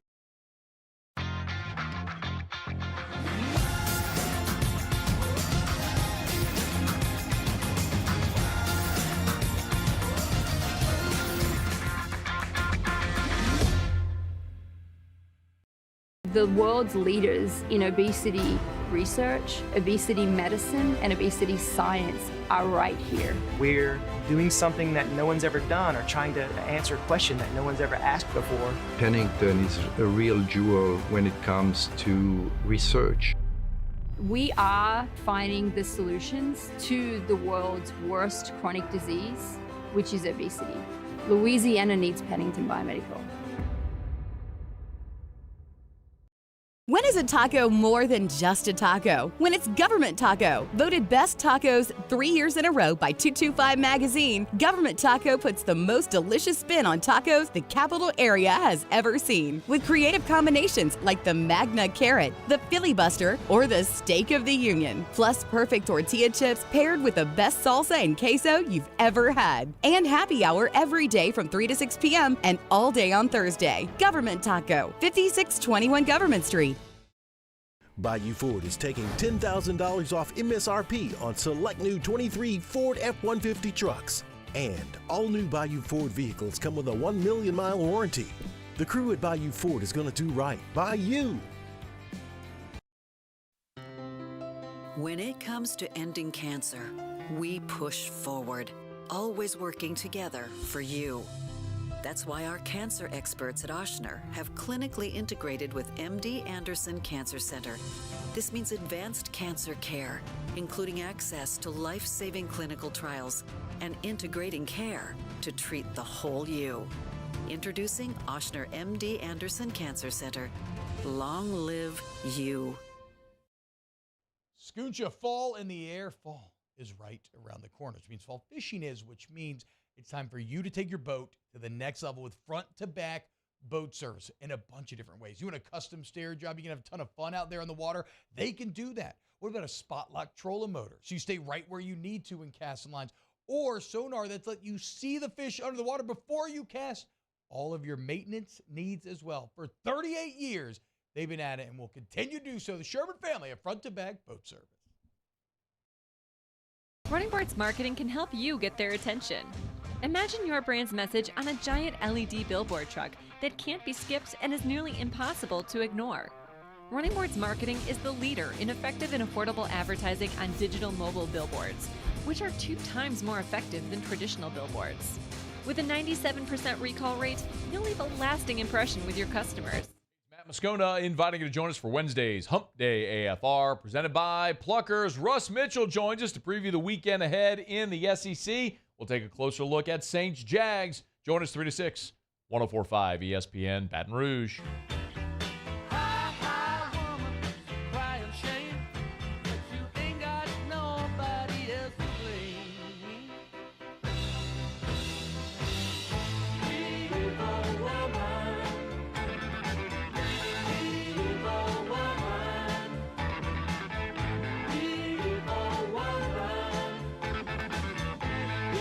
All-Star Toyota presents Off the Bench with Hester and T-Bob. ESPN Baton Rouge, New Orleans, Alexandria, and 1130 The Tiger. Welcome back. We got some Ask Flynn questions coming in. Who? I doubt, Matt, you've watched the Saints closely enough to answer this, but we'll see. Ask Flynn, what would you add or subtract to fix the Saints? Ooh, good question. This is like a setup question because I can say something really controversial. Yeah, you want to say subtract Dennis Allen and Derek Carr? Is that what you were saying? No. Let's see. What would I add? I really haven't watched the Saints because they're just very not interesting. No. I can't wait to show Matt the final 4 plays of the game. But I know that the stats for Dennis Allen are not very good, win-loss percentage. I know that Derek Carr was he? I mean, I feel like a controversial sign in the offseason. Yeah, Jake was calling him just more expensive Andy Dalton. And I tried to fight against that, but he looks like more expensive. I mean, he's actually worse than Andy Dalton. I think he's a really good quarterback, but he's just not that guy that's going to turn a bad offense into a good one. That's okay. So that was where we landed. Hour number 1, kind of talking this all out, is like he's not going to make lemonade out of lemons. If you put him in a good system, he could do like when him and John Gruden were rolling together, or maybe like Jack Del Rio in that hot year. But I don't know if he can overcome Pete Carmichael. I mean, it's hard to judge him because he was with the Raiders for so long, and the Raiders are just a trash organization. Yep. Or they were. I think it's probably better now. Well, what about the Saints Raiders, the 2023 Saints, which are just the Raiders from a decade ago? I'm not putting that on them. Nope. Ask Flynn on a scale of 1 to 10, how tight is it when they name drop you on a random Packers game? I don't know. I guess I never really hear about it till like I start getting tagged on Twitter or something. Mm-hmm. I mean, I watch the Packers games because that's the team I cheer for. I just don't like sit there and lock in for the whole game unless it's like a primetime situation. Right. But I think they did it recently. I can't remember for what reason. Does it make you feel a little good though? Like, still got it a little bit? Oh yeah, still got it. Okay. Lacey, come in here. Listen to this. Got some cultural relevance up in this thing. I just rewound it. Got it on pause. Let's go. Yeah. I think recently they did one because it was like Jordan Love's first 5 games as a starter, his record or something like that. Ask Flynn. I think he had the best record. Yeah. Oh, no big deal. nice. Not a big deal. Packers history. Never heard of it. What's it feel like to get bumped to 3rd all time on the LSU quarterback list? 3rd on all time? Yeah, your boy JD5. Was that 2nd? Well, championships and whatnot. Let's go. Single season, right? Although I got berated by, I believe it was Tammy, and I apologize for your name because she was awesome at Rouse's the other day. I got berated, Jake, because we're sitting here talking about famous number 13s, and we didn't mention Tommy Hodson. Ooh. And the funniest part about it was we're hanging out and talking, and she's basically just talking about how obsessed all the women were back because they went to school together, how obsessed all the women were with Tommy Hodson and how pretty he was, how pretty he still is. And then randomly out of nowhere, another older couple comes up, a wife and a husband. And I guess they overheard us, and the woman goes, "Oh, y'all talking about Tommy Hodson?" And the husband's like, "Yeah, that's her hall pass." I'm like, "What?" Oh, wow. I mean, all right, Tommy. Shout out Tommy Hodson. You got the fastball, dude. The BDE, baby. Yeah, that's amazing. We were going over 13s like in our childhood. Like that was before our childhood. No, I know. I'm just saying. You call Tommy old? Than me, yes. I mean, you were a child when he was playing. Still sexy as hell, though. Was I? Yeah, I mean, I was diapers, probably, right? I will look it up. First number 13 that comes to your brain, not Tommy Hodson. I don't know another. Good job. Not good answer. He's so hot. So hot. You don't even Dan Marino. Huh? Dan Marino. I might have guessed his number if you would have asked me. I just could not believe how immediately horny. That's on track. I could not believe how immediately horny this other woman that was completely random. It could have been any other age woman, anything else, and she was also super horny for Tommy Hodson. Yeah. It was awesome. awesome. Tommy Hodson. Ask Flynn. I think his last year was 80, 89, something like that. 56. Can a quarterback really be blamed for bad offense when the OC and head coach sucks? Yeah. I mean, that's like the thing with quarterbacks, right? They get too much blame and too much praise. So, but maybe he's asking more of your opinion, not what does happen, but like how hard is it to overcome that? Can you overcome having a bad OC and a bad head coach or somebody that you just don't work well with together? You can overcome having, well, I'm going to speak in generalities here. I'm not specifically speaking about the Saints, but yes. You can overcome having a bad or not a great head coach it's hard to overcome not having a good OC. Yeah. It's really hard to overcome that. I mean, head coach is all about skill, being able to get guys prepared and mentally, like, able to connect with these guys. But I think we are starting to see that head coaching, you kind of get lucky too. I mean, yeah, it's, Dennis Allen, he just hasn't had that luck. So I it's think like, head coaches get a lot of unnecessary blame, but they get a lot of unnecessary praise as well. It's a little bit. It's just like a leadership position in any other business. It's kind of intangible. It's like setting the culture, right? And like, these are our tenets and our principles, and this is going to be expected of you. But I mean, look at Bill Belichick, right? Look at both Bill Belichick and Sean Payton. It is both painfully clear that while I still think they are very, I'm not saying they're bad coaches, because you can't achieve the heights that they did while being a bad coach, right? But it is painfully clear that if we're just scoring the relationship, who meant more to whom, that Brady and Breeze meant a little more to them than they did to Brady. A coach has never hit anybody. Yeah. Right? Yeah. Never made a pass, never made a catch, but they get way too much praise for being super great. My high school head coach told us one time, I'll never forget, is like, I can't win the Kentucky Derby with a jackass. So, it's a good point. Got to have a really good horse. Well, how did he win state with you then? He didn't win state. He didn't win state. Oh, so he was right. Ask Flynn. Matt threw like 7 passes in high school. Yeah, I didn't throw much. How about the Tour of Spain win for Sepp Kuss? I was just thinking about that as well. I was impressed personally. I thought, what's his name? Ibrahimovic. I thought Vlad was going to take it home. So when Sepp did, I was like, wow, unreal. Say the name again. Vlad Ibrahimovic. He's out of Belarus. He's like the great American hope for us. Belarus still a country? Who is? He'd be Swedish, Sepp. right? Oh, Sepp's American. Yeah, he's American. Never would have guessed. I think he's from Colorado. Okay, hell yeah. Yeah, it was right there. He's like the great American hope for us in cycling right now. Sco Buffs. He's on the best team in the world. Like Lance was? Mm-hmm. Armstrong? Yeah. Yep. Livestrong? Livestrong. Yep. Good bracelet. Yeah, great bracelet. Bad rap, that Lance. Yeah. Got a bad rap. Turned sour. Hey, what about... Good cameo in Dodgeball, though. Yeah. Who, Chuck? Norris? No, Lance. Armstrong. I don't remember his Dodgeball cameo. Is at the airport? Yeah. Never mind. Sorry. No, Samuel. I know Ibrahimovic plays soccer, dude. I was panicking and I was looking for a foreign last name, and Ibrahimovic just jumped into my head. Obviously, Zlatan is a legend unto himself. A legend in his own eyes, for sure, without question. The Saints should draft JD5. Matt, how about our boy JD5? Man? Killing it. Killing it. Unreal stuff. I will say, like, the things that you wanted to see from him. Way better. Yeah. Are you seeing it? Yeah. Are you seeing it now? Like middle of the football field, No doubt. using the entire field, going through his progressions. He's because consistently doing all the even some things he still wasn't doing at the beginning of the year. It's doing it. Yeah. I mean, it's all cylinders. Playing with like uber confidence. Yeah. What's it like when you're in a flow state like that as a quarterback? It's a fun place to be. How do you maintain that flow state? I mean, you don't really lose it unless you get knocked off the horse. I mean, you don't.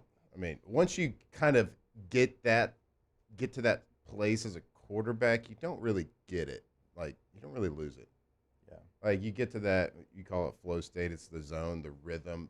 Yeah. Like, once you get to the point where you understand and you're so confident and you understand football, the why so much, like, you see the whole field. And I mean, I don't think anyone would argue that he's seen the whole field like the entire time he's been here, right? But he sure has. Yeah. Kind of that point, one of the funny things that we broke down after Brian Kelly's press conference on Monday was Kelly went out of his way to basically say that the pick from Saturday, the interception, was because one of the receivers was blocking instead of running a route. And his route would have taken the safety that ended up making the play. Like, that would have taken him out of it. He was so already, like, Jaden, to your point, Jaden's playing with the confidence of he doesn't need visual confirmation. He knew assignment-wise the safety should have been accounted for only he wasn't because somebody didn't do their job. Yeah, that's good. That's a good read. That happens. Mm-hmm. Yeah. I'd still like to see it, but everyone's going to throw. You're not going to not throw interceptions. Yeah, for sure. I mean, he's barely thrown it. And you wouldn't have the confidence that you're like, okay, this is a throw. You go through your progression, you go through your read, and sometimes, like y'all are talking about, like sometimes you do have bad luck. Sometimes they just make a really good play on the football. But as a quarterback, don't you want to continue having that confidence, because if you throw it to the right place, like that's still keeping you on the path that you're supposed to be going on. Yeah, it's long. I mean, if you're grading him, he's probably still getting a negative, of course, if it's for that type of play. But you're like, hey man, just keep going through your reads. He should have been there. I'll show you. Yeah, please show me, because I don't even remember the pick. I felt it. It just seemed like to me that BK wanted to go out of his way to be like, he threw a pick, but I don't even feel like it was his fault necessarily. I mean, you literally had a receiver blocking 12 yards down the field, and he was throwing a dig route. Yeah. It kind of goes back to like when you get like Troy Polamalu. Like he was never where he was supposed to be. I was thinking the same thing. It goes back to Troy Polamalu. So this whole thing goes way back to the. Well, it's one of those things where, like, he shouldn't have been there, right? But Troy was never in the place where he could have been. So you had to, like, when going into the game, you had to be like, all right. So how do you combat that? Like, where is he opening up weaknesses in other places by being like a freestyler? Yeah. Well, because so if Troy's in the A gap and I'm in the backfield with Matt's going to point the mic, to the right, knowing he's going to leave Troy for me, and then I go into the line of scrimmage to block Troy, and then all of a sudden he drops to play cover 2, which nobody from the A gap. like nobody could do, but he could do it, and so now he's playing his coverage, and you lose your back, right? Because I had to like a shot out of a cannon, try to get in that A gap to close the space. Well, how would you get your ass out on a route? Okay. You can't. Yeah, but because you probably have a flare or something like that. Just leak through and turn around, like Josh Williams did last game. If it wasn't for Troy, I don't think Jaden throws that pick. Yeah, I agree. 1,000%. We have connected the dots here on Off the Bench. Coming up next, more Fluster. Keep it locked here, 104.5 ESPN. Off the Bench with Hester and T-Bob. Our listeners fire off their opinions on the jimsfirearms.net hotline at 499-1045. Keep listening for your next chance to shoot us your thoughts with the jimsfirearms.net hotline on 104.5 ESPN Baton Rouge. We have truckloads of inventory rolling in at Corvell Toyota in Opelousas. And you can take advantage of 3.99% financing on select 2023 models. So come on down to Happy Town. That's Corvell Toyota in Opelousas, Happy Town, USA. Life in Louisiana is like a run-on sentence. A poem that doesn't rhyme. Life is here, now. For life's moments, big and small, always there. The right card, the right care. The Windsor Senior Living Community in Mandeville, Louisiana is a beautiful, vibrant apartment community geared toward seniors. They are nestled right in the heart of Mandeville, where seniors live a more carefree lifestyle in spacious apartments with the peace of mind that comes from having a little extra help. Call the Windsor at 985-624-8040 to schedule a lunch and tour. Come see how the Windsor can be your passport to peace of mind.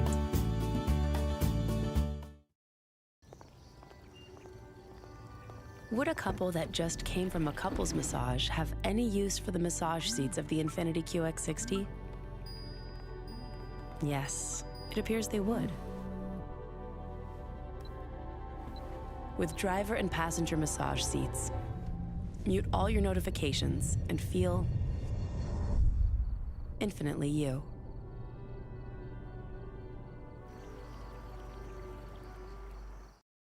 Electricity is all around us, and our families depend on it. Every day is sparked by the power of a cold drink or a warm meal, a movie night, and a comforting light at the end of a dark hallway. From sunrise to sunset, playtime to bedtime, our team is ready to take care of your electrical needs, even in the case of an after-hours emergency. The light in your life shines brighter with Mr. Electric. Gulf Coast Office Products is a nationally recognized Savin office equipment dealer based right here in Louisiana. Over 100 employees strong, Gulf Coast has the boots on the ground to support all vertical markets from education, engineering, legal, and finance. With the latest in office technology, from desktop to production segment units, Gulf Coast and Savin have the perfect fit for you. Call 225-756-2644. That's 756-2644 for Gulf Coast Office Products. At Relief Windows, we're more than windows. We're windows, doors, hardy plank, and vinyl siding. But our number one product is always customer satisfaction. Visit us online at reliefwindows.com. Oh, by the way, we do shutters too.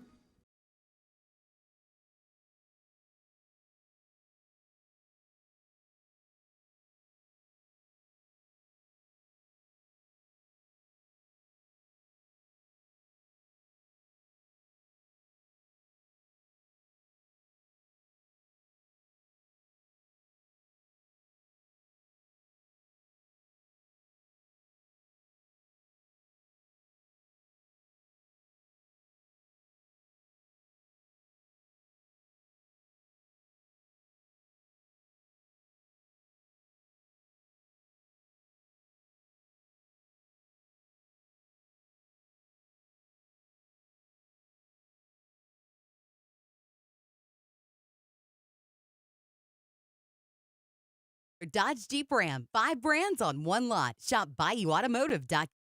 Voisin, inviting you to join me, along with the coaches Todd Black and Jimmy Roy, for Louisiana Prep Weekly. We're talking Dedham Tigers football with special guest defensive coordinator Caleb Leindecker. Louisiana Prep Weekly, Wednesday night at 6, live from Walk-Ons in Town Center on 104.5 ESPN Baton Rouge.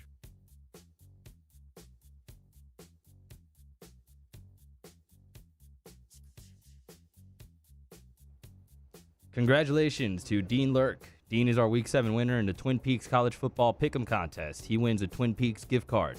Don't forget to make your picks for Week 8 by noon on Thursday. Play the Twin Peaks College Football Pick'em today at 1045ESPN.com. All-Star Toyota presents Off the Bench with Hester and T-Bob. ESPN Baton Rouge, New Orleans, Alexandria, and 1130 The Tiger.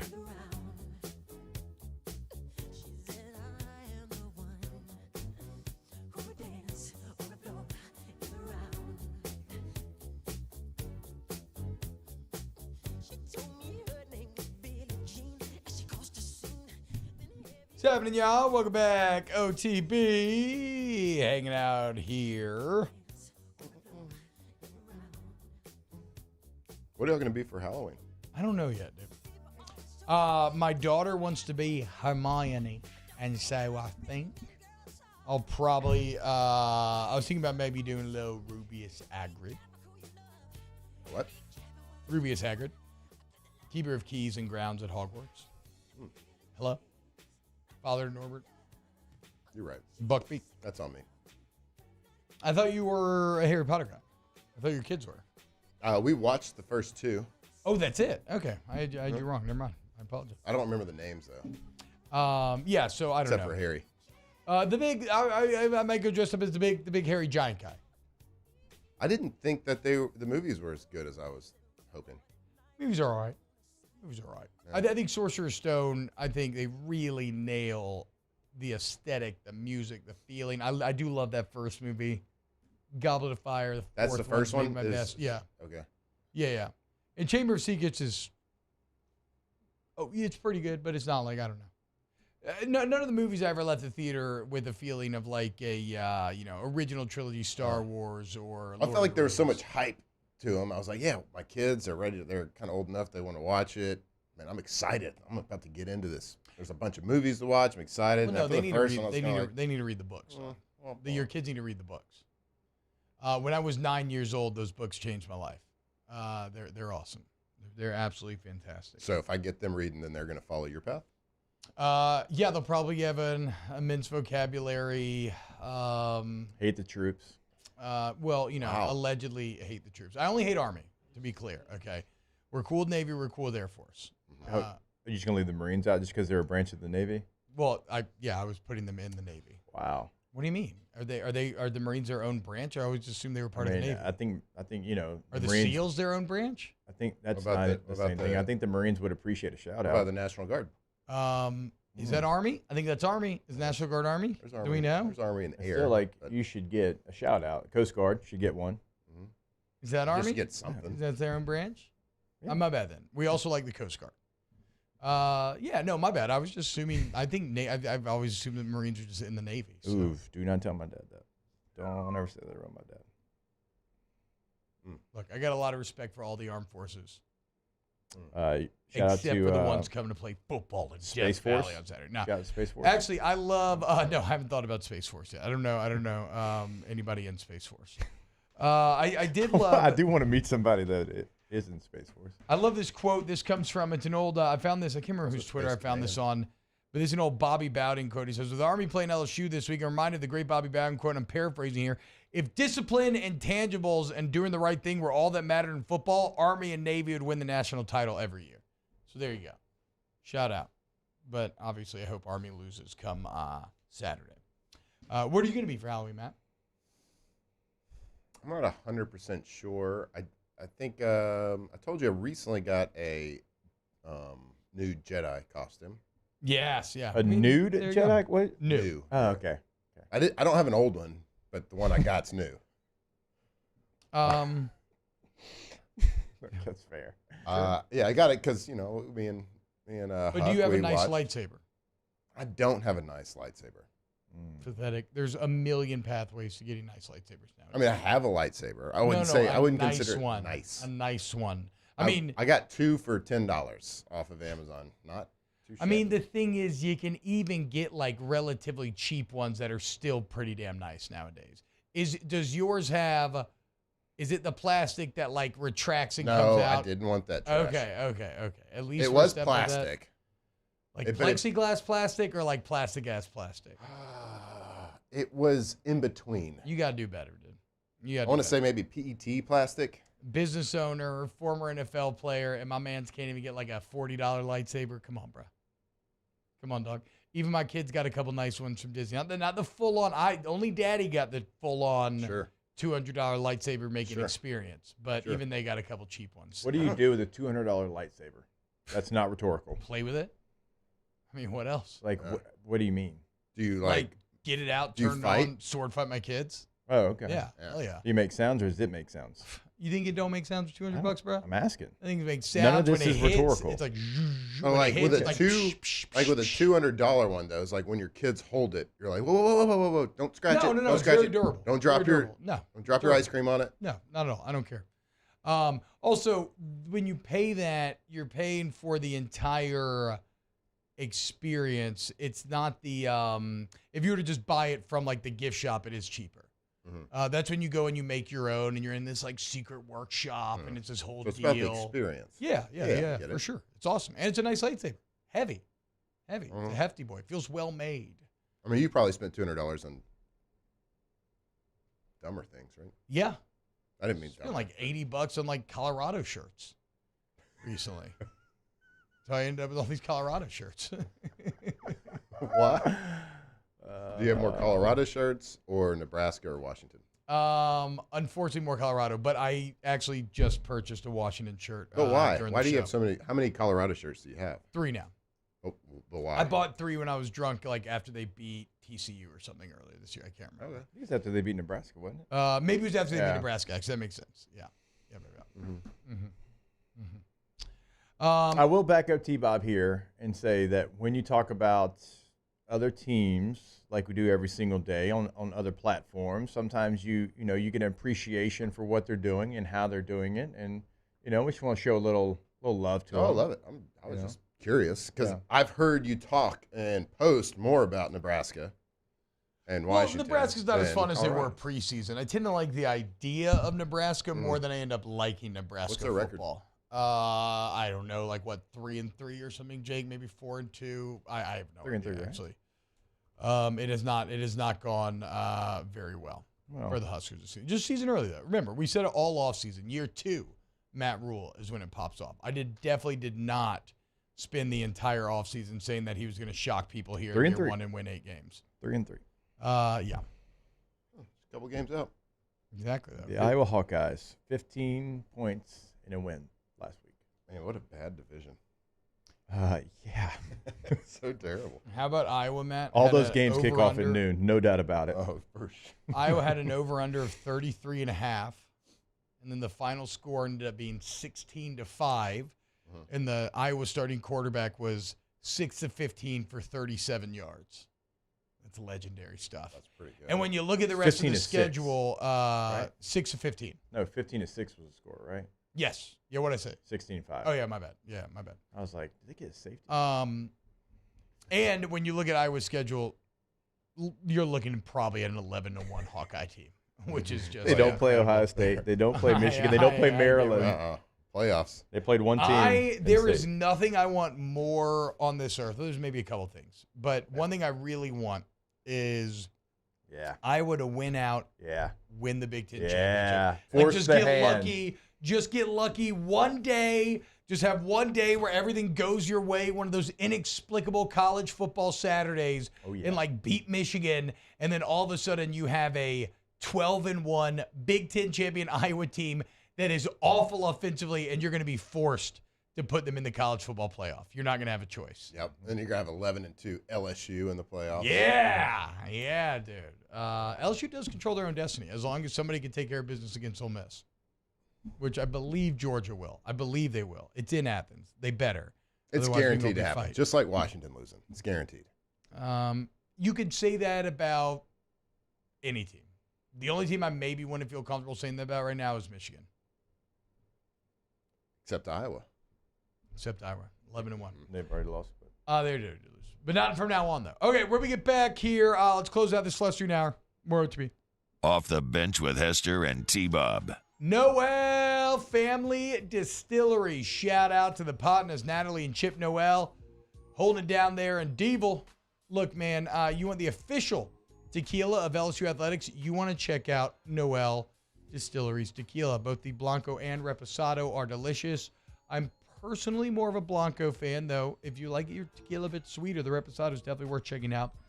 Vodka, pickle vodka. Who was talking about making Bloody Marys with pickle vodka yesterday? You remember? I don't know. Somebody's talking about how much they love it. Mario. The bottom line is stop buying from all these other places, from California to Texas to blah, blah. And I wouldn't say this unless I actually thought the product was really good, right? But I feel passionately about Noel because they spent years refining this taste, creating these spirits, and they truly are top notch. And they're at your favorite bar. They're at your local grocery store. So buy from the boot.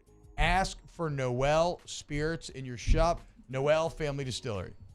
In times of need, get a full list of phone numbers, websites, and other important emergency information on the Demco Stormwatch page at 1045ESPN.com.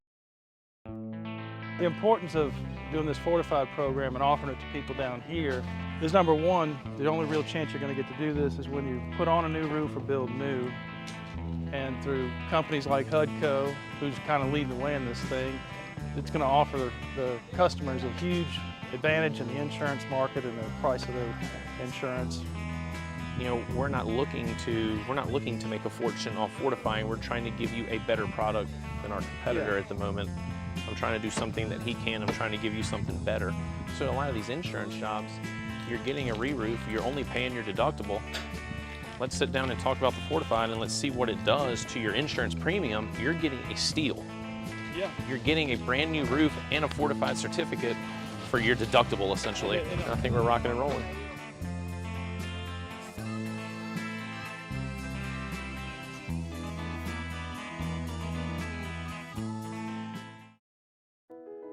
I've been doing business with Luba for 25 years. They're dependable, trustworthy. It's just the attention to detail with our clients. Our folks have years and years of experience. They're highly trained professionals, but many companies have that asset. What I'd like to think makes Luba a bit different is that we use those talents in a way that truly is dedicated to serving the needs of the folks who depend on us. Dylan Cruz here to tell you about Six Rings Baseball and Softball Camp. If you live on the North Shore and play ball, go to Six Rings Camps with former LSU assistant coach Dan Canaveri. His knowledge is second to none, and your child will improve and have fun doing it. Camps were held at Coquille Park and Six Rings Academy in Covington with 4 sessions over the summer. Full day and morning only sessions are available from ages 7 to 13. Go to sixringsbaseball.com or call 985-206-9096. Learn the game to love the game. The interior of an Infiniti is thoughtfully designed to be all about you. And by you, we mean every version of you. Because there's luxury you can feel, and there's luxury that lets you feel. Infinitely you. Experience luxury like never before with Infiniti Premium Care, included with the 2023 QX80 at your local retailer. Scooncha, fall in the air. Fall is right around the corner, which means fall fishing is, which means it's time for you to take your boat to the next level with front-to-back boat service in a bunch of different ways. You want a custom stair job, you can have a ton of fun out there on the water. They can do that. What about a spot lock trolling motor? So you stay right where you need to in casting lines. Or sonar that's let you see the fish under the water before you cast. All of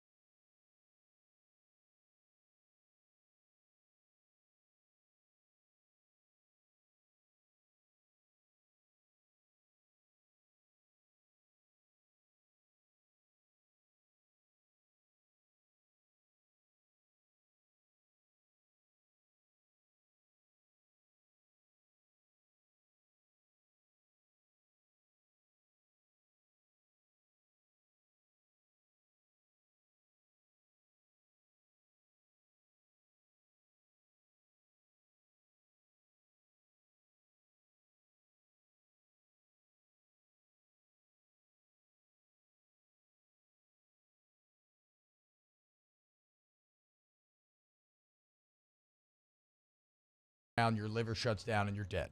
Hey, what do you think about our new My High shirts? They're LSU great. colors. Look at that. Look at that. What's on the back? Drink My High. Oh, Yep. hydrated. DrinkMyHigh.com. Hydrated. Same shirt, just different color. Yeah, I know. It's for LSU. Yeah. Just in case you didn't know. Good Tigers. That was Lakers. I thought it was Washington. I was going to say you got the cold wrong. But, yeah. Big Huskies guy. I lived in Seattle 1 year. I visited you in Seattle 1 year. You did? Uh-huh. They should have an NBA team again. Okay. Yeah. Sure. Why not? I guess. I like that Sean sort of Kemp. thing. I like Sean Kemp growing up. If you care about NBA. John Schneider's like running 40, so I'm like, oh, I'm not doing that. What do you mean, dude, if you care about the NBA? NBA, I mean, Pelicans are starting next week. You're not fired up? Nah, NBA sucks. Suck it, nerd. College basketball is good and good the March Madness. Other than that, I like women's college basketball. That's all I recognize. yeah, I don't really watch NBA. Are your kids into basketball? Not really. Makes sense. Is this the most low energy segment of radio that we've ever done here on Off the Bench? Nah. Because we're talking about NBA. I mean, it's close. It's the NBA portion of it. It's damn close to the lowest if it's not. Sorry, who brought up NBA? You're going to have to rescue it with Daniel Basham saying Daniel Basham saying that he's going to dress up as a sexy Furby for Halloween. Oh, Furby. Sexy Furby. We got to come up with our group. We have to come up with our group. Yeah, we do. We got to run out of time. Did we even do one last year? Yeah, Ghostbusters. Yeah, Ghostbusters. Okay. Foxhole guy. What was your best costume as a kid? Like your most memorable. Somebody asked me this the other day, and I have no Turtles, idea. man. Nothing. I had a Turtle? solid Had a good Ninja Turtles Ghostbusters. costume. Ghostbusters with like all the proton, like Oh, everything. yeah, everything. And the trap, the thing that trapped the ghost. Stepped on the He stepped on it. uh-huh. Oh yeah. Oh yeah. I think one year I had to be a dead ghost. Well, Like, I didn't realize that ghosts that were already dead. Now I was like ghosts and I had like an arrow through my head with like blood I see dripping what you're down. saying. Yeah, yeah, like you weren't So dead this- enough. Yeah, I had blood vessels as a ghost and heart, everything. All right. Dead. What about the Four Horsemen? Like wrestling? Yeah, you'll be Arn I'll Anderson. I'll be Arn Anderson. I'll be Rick. Taylor Isn't might be Chris Ric Flair. Benoit one of the Four Horsemen? Well, later in life, but the way he ended his life, let's don't. That's what I was going to say. Let's don't do that. Chris Benoit may be a bit problematic. Let's don't do You that. already do the Anchorman crew. Ooh. I started to write some of this down the other day. Anchorman's not bad. I mean, That's bad. we That's could amazing. do Teenage Mutant Ninja Turtles. Bring it back. We haven't done it in a while. And that new Mutant Mayhem movie is actually good. pretty badass. Really good. It's pretty great. Really good. They really nailed it. Very cool movie. Really good. I'm trying to think. I mean, the Anchorman actually, like, I'm The thinking last four. After that, Steve Carell for sure, Champ for sure, Ron for sure, Paul Rudd. Brian Fantana. I'm cool with that. I'll be Brick. Y'all can do the last four LSU head coaches. I'm upset about that too. Yeah. I That'd like be that. good. Oh, it's not Les bad, huh? OBK and Jerry DiNardo. Yeah. Mario's Jerry DiNardo. No, Saban. Bring yeah, the magic back, you baby. got Hell yeah. I mean- Saban, Miles. I mean, Saban's the last Yeah, four. yeah. I mean, yeah. Or he's you in can do there. any head coach. You can go Drink with my Off the head.com. bench with Hester and T-Bob. DrinkMyHead.com. Accutemp DrinkMyHead.com. of Baton Rouge, AccuTempBR.com for all your AC, heating, and electrical needs. DX. I got 2 words for you. I mean, I would be down and just throw out suckets all day. So I'm a little tempted by that. And me and X-Pac seem to have similar proclivities when it comes to mind-altering substances. So maybe so. AccuTemp Baton Rouge, AccuTempBR.com, AccuTempBR.com. Get that service to the highest degree today. Not just lip service, guys. Go look at the online reviews. And trust me when I say, when you walk in, or not when you walk in, but when you deal with them and you learn what it's like, you are going to be blown away, y'all. It's just better than any service you're going to get anywhere else. AccuTemp Baton Rouge, AccuTempBR.com. Blown away because, you know, if you want AC, it's going to be blowing. If you want heat, it's going to be blowing. And that's what T-Bob was getting at. AccuTempBR.com is the site. Schedule your appointment today. AccuTempBR.com. Bayou Chrysler Dodge Jeep Ram is celebrating Ram Power Days with $15,000 off MSRP on new 23 1500 trucks, $15,000 off, and a 1 million mile warranty. Plus, we'll pay your trade off regardless of what you owe. The crew at Bayou Automotive is going to do right by you.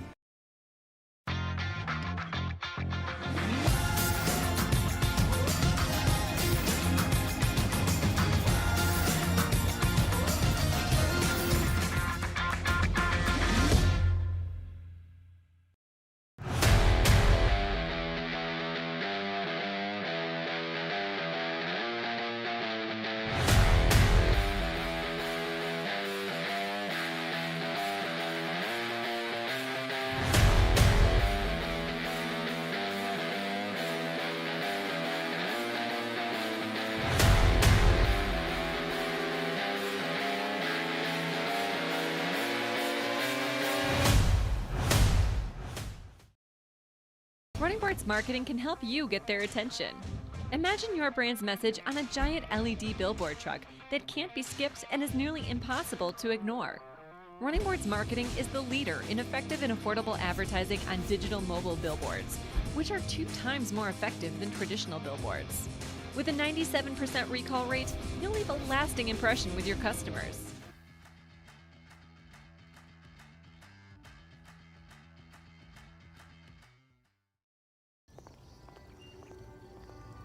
Would a couple that just came from a couples massage have any use for the massage seats of the Infiniti QX60?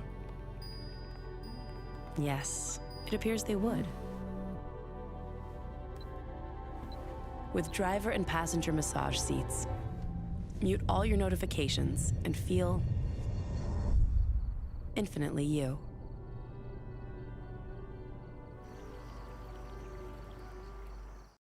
Electricity is all around us, and our families depend on it.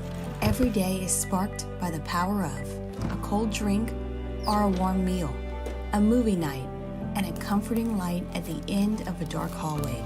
From sunrise to sunset, playtime to bedtime, our team is ready to take care of your electrical needs. Even in the case of an after-hours emergency, the light in your life shines brighter with Mr. Electric. Gulf Coast Office Products is a nationally recognized Savin office equipment dealer based right here in Louisiana. Over 100 employees strong, Gulf Coast has the boots on the ground to support all vertical markets, from education, engineering, legal, and finance. With the latest in office technology, from desktop to production segment units, Gulf Coast and Savin have the perfect fit for you. Call 225-756-2644. That's 756-2644 for Gulf Coast Office Products.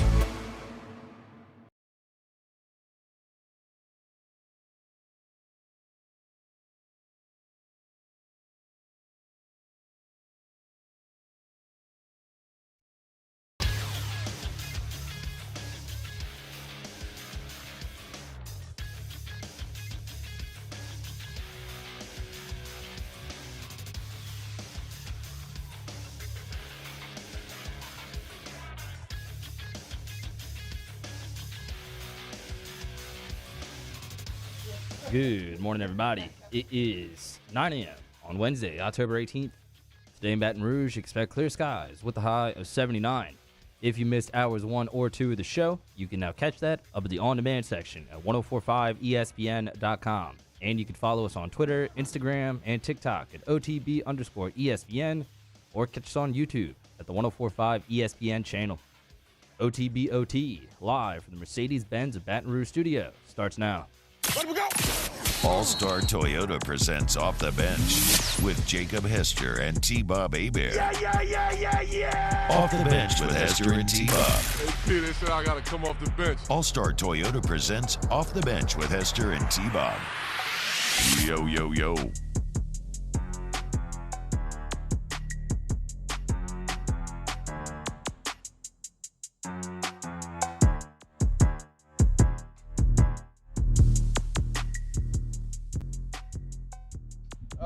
If OTB was Pulp Fiction, who is the Gimp? Mars the Gimp. As we said, he was simping for Jordan Love, which makes him the Gimp. Now, what does that make you for Washington and Nebraska or whoever's bandwagon you're on? Just a thought leader, just a leader amongst men, a brave soul who shows courage under fire. A thought leader. Also, to be painfully clear, you're way off base here because LSU has never suffered at the hands, or at least not in any recent memory, of Washington or Nebraska. You were sucking off Jordan Love the second after he completed a fourth quarter 17-point comeback. So I would say that's the main difference there. And what's his name? Whitfield Jr. the week after. Don't forget. What happened? He forced a fumble against the Saints. I gave him props. Oh, yeah. I thought it was cool. His dad That's played for the Vikings, lost NFC Championship, all that. Ugh. Oh, that was bad. LSU versus Washington football series, by the way. LSU 3 wins, Washington none. Hey, there we go. Yeah, suck it, Huskies. I broadcasted one. Odell Beckham fumbled the opening kickoff, and then we destroyed them. 41-3, right? Yeah, something like that. Yeah. When was that? Was that the year at? When was that? No, y'all had a weird 2012. home and home. Y'all played them in 09, then we played them in Tiger Stadium I again. didn't know they played him in 12. I forgot about that, dude. It's kind of like the UCLA return trips coming years later. Still, Arizona State still got to return that one that we had during 2005. Yeah, the Washington game was Sark's last trip to Tiger Stadium.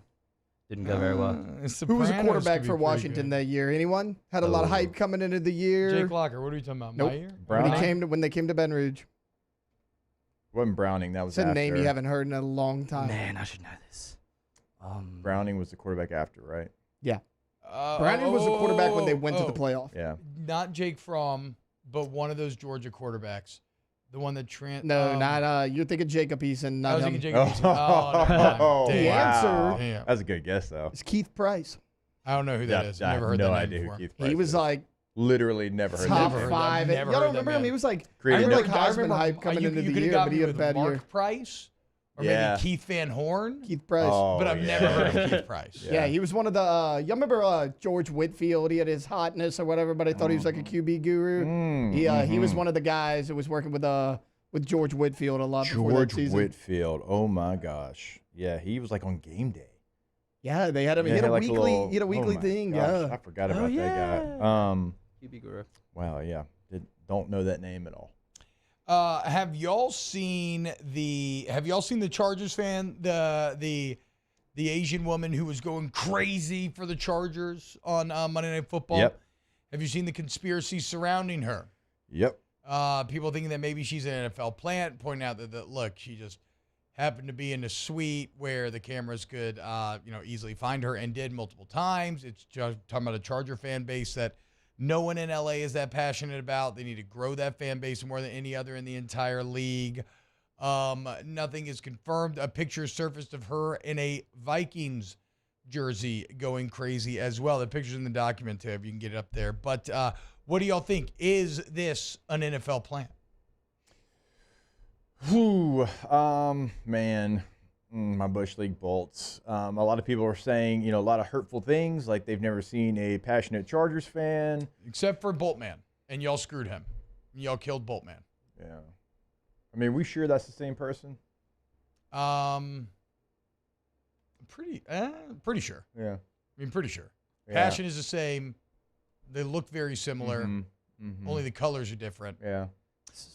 Look, Mari, you're a conspiracy guy. What do you think? There's just so many layers to this, man. It could very easily be a plant. It could very easily be a genuine fan. But the thing that gets me is in the video, she's wearing like a brand new jersey. Like it looks like the team just handed her the latest edition of the Chargers jersey.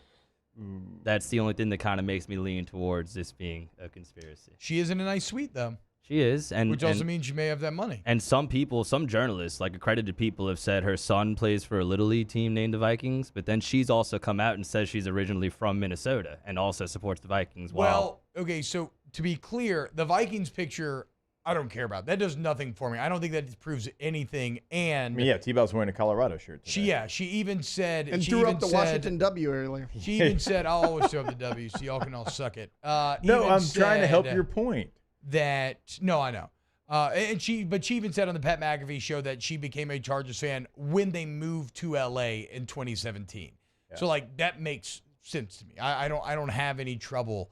Can we not? Look. She also says that they got that suite. Now they go to every game, but they got it when they moved to LA. Can we not have one fan? Are y'all so shocked that we've got one Chargers fan that y'all are now trying to find a way to make her a fan of somebody else? To be clear, I'm with you, Jake. I actually, because again, I am also gullible and naive, and I tend to, I remember, it's always sticks to me because I feel like it's so cringeworthy. I remember in like 8th grade, hardcore arguing with my friend who was smarter than me that there was no way that Chevy Chase was doing cocaine in the 80s. Obviously, that's one of the dumbest things that's ever been said. Wait, so you were saying that he wasn't? Yes. Okay. I didn't really understand drugs at the time or the 80s, and I was very young. And if you did cocaine, you're just a bad person to me at the time, right? How could you? And so there's no way that Clark Griswold was doing cocaine. So, yes, am I gullible, naive? Absolutely. That said, I think she's a legitimate fan. Thank you, T-Bob. Yeah, why? I mean, I saw it, and I get everybody's trying to do a backstory and everything, but like, why her? Like, I get the whole Minnesota thing, but like, people move across country all the time. Like, I don't know what happened. They show with crazy like fans you were saying, on TV all the time, they show too. crazy fans every game. But they showed her a lot. They did, and it does directly coincide with the one fan base who needs to. The NFL, it behooves them to be like, look, there are Charger fans out there, as they're in a stadium full of 75% Dallas Cowboys fans. It's funny. A kid I played high school football with, like, from here, never lived anywhere else, loved, at the time, the San Diego Chargers. Loved them. The only Charger fan I ever met, yeah. Well, chill out. Chill.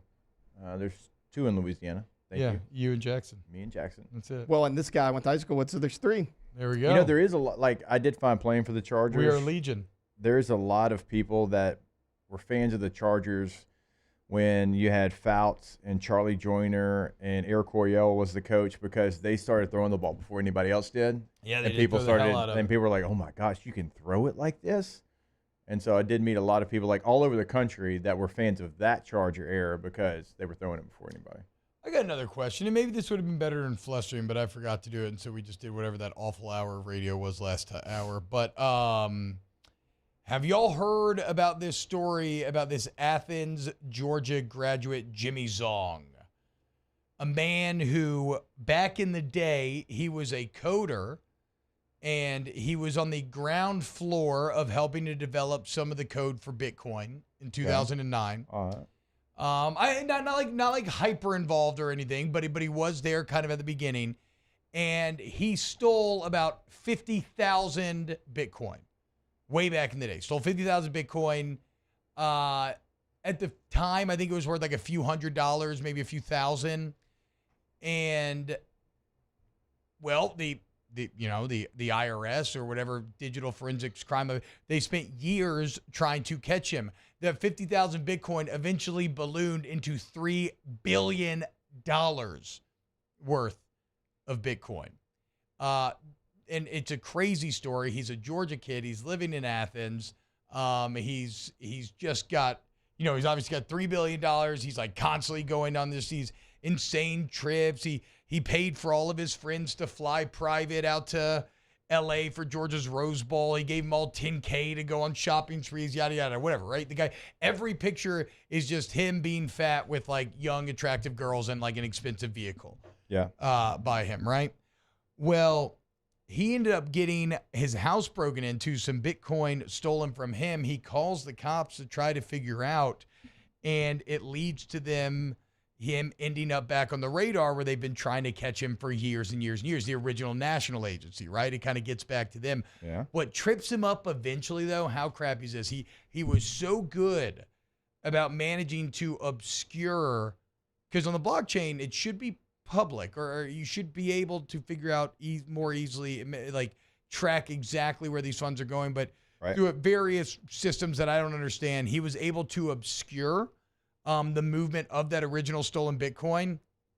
But there was one service that he used that apparently needed like your information like a real bank does, and it was for an $800 transaction. And for that $800, he ends up putting his name on it. They connect all the dots.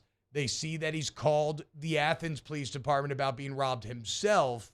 They then do a fake sting where they go into his house reportedly to help him, to help solve the crime that he's complaining about. And that's how they end up obtaining the search warrant. That's how they end up busting him. And they end up finding that he's the one that stole the original 50,000 Bitcoin.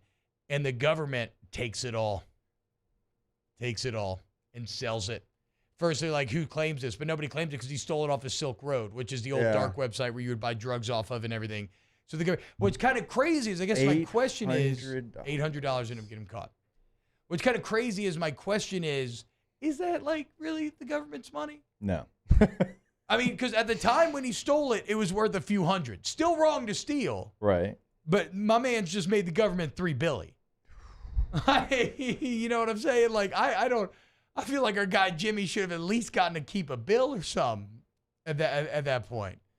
Maybe he reinvested the funds. I mean, I'm sure he obviously is very smart. He's on the spectrum, they said as well. So he's probably got some sort of next level coding genius. But yeah, $800 got him caught.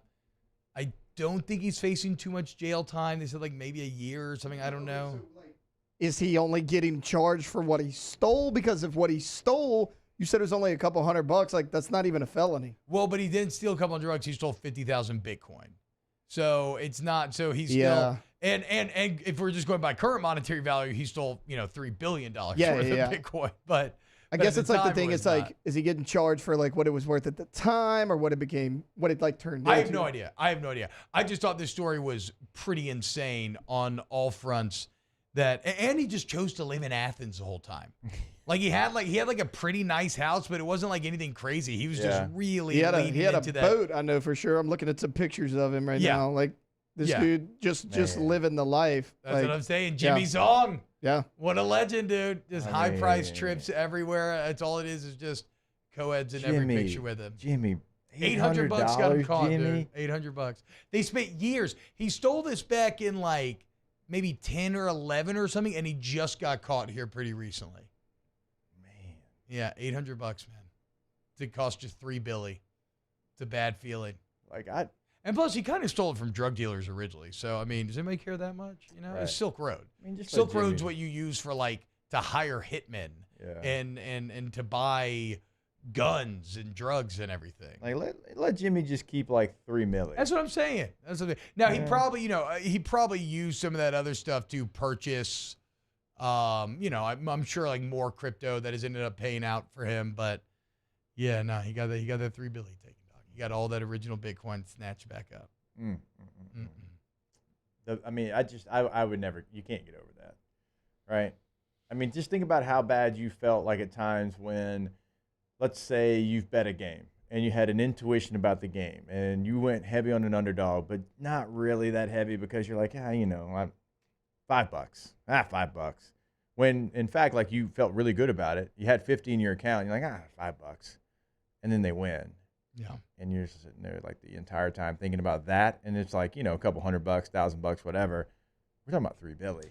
Well, there's also the horrific story that always crops up every time Bitcoin makes a big comeback, where there's that one guy who has, like, it's multiple millions of dollars worth of Bitcoin on a hard drive that he can't remember the password. I know. to. And he has like one more attempt. And he or only has a something. couple of attempts left before it locks him out forever.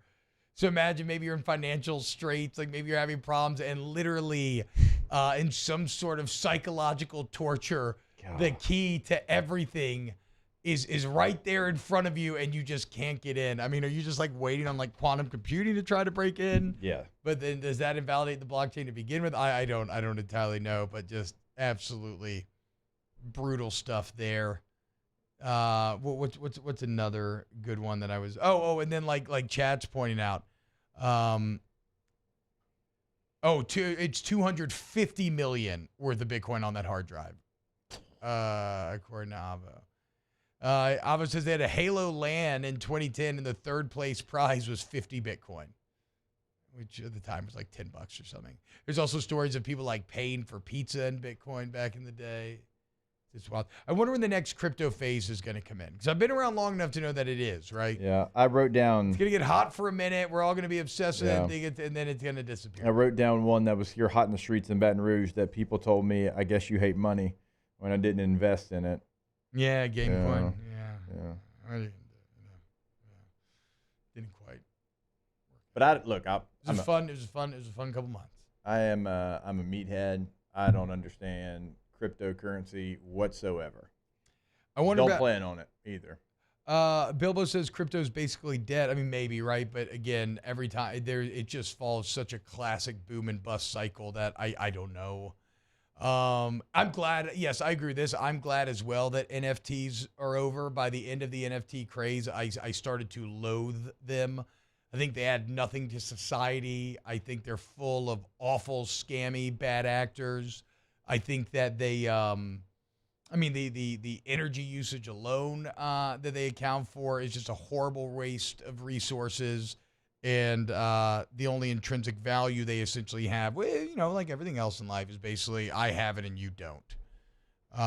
Also, there's nothing I love more than people trolling NFT people by just like saving the JPEG and then using it. And they'll be like, you can't do that. So, I don't know. Yeah, never understood that either. Self-awareness, how did those NFTs someone who's pimping on this show do? I have no idea. I remember a couple people were trying to get me to do NFT things, and I don't know. I never did them. Who was it that got paid in Bitcoin and then ended up losing a bunch of money? Brady, right? No. Although, no, I mean, everybody was in on the FTX stuff. There were a lot of very famous Oh, I forgot about that one, there's too. There's literally that just incredible Larry David commercial where Larry's like, yeah, it's not for me, right? And everybody's like, don't be like Larry. And then Larry ended up being exactly right. Which arena? Was it? It's LA. No, it's Los Angeles. Oh, yeah. They named it the FTX Arena and then almost immediately had to rename it because it went under. And I'm pretty sure that the Heat are something crypto related as well. Miami was trying to become like the crypto capital of the world for a while. for a while. It was OBJ. Okay, it was OBJ. That's what I thought. I think it was OBJ ended up getting his money in Bitcoin and then that. Maybe it works out eventually. I mean, at this point, you might as well just sit on it and hope for some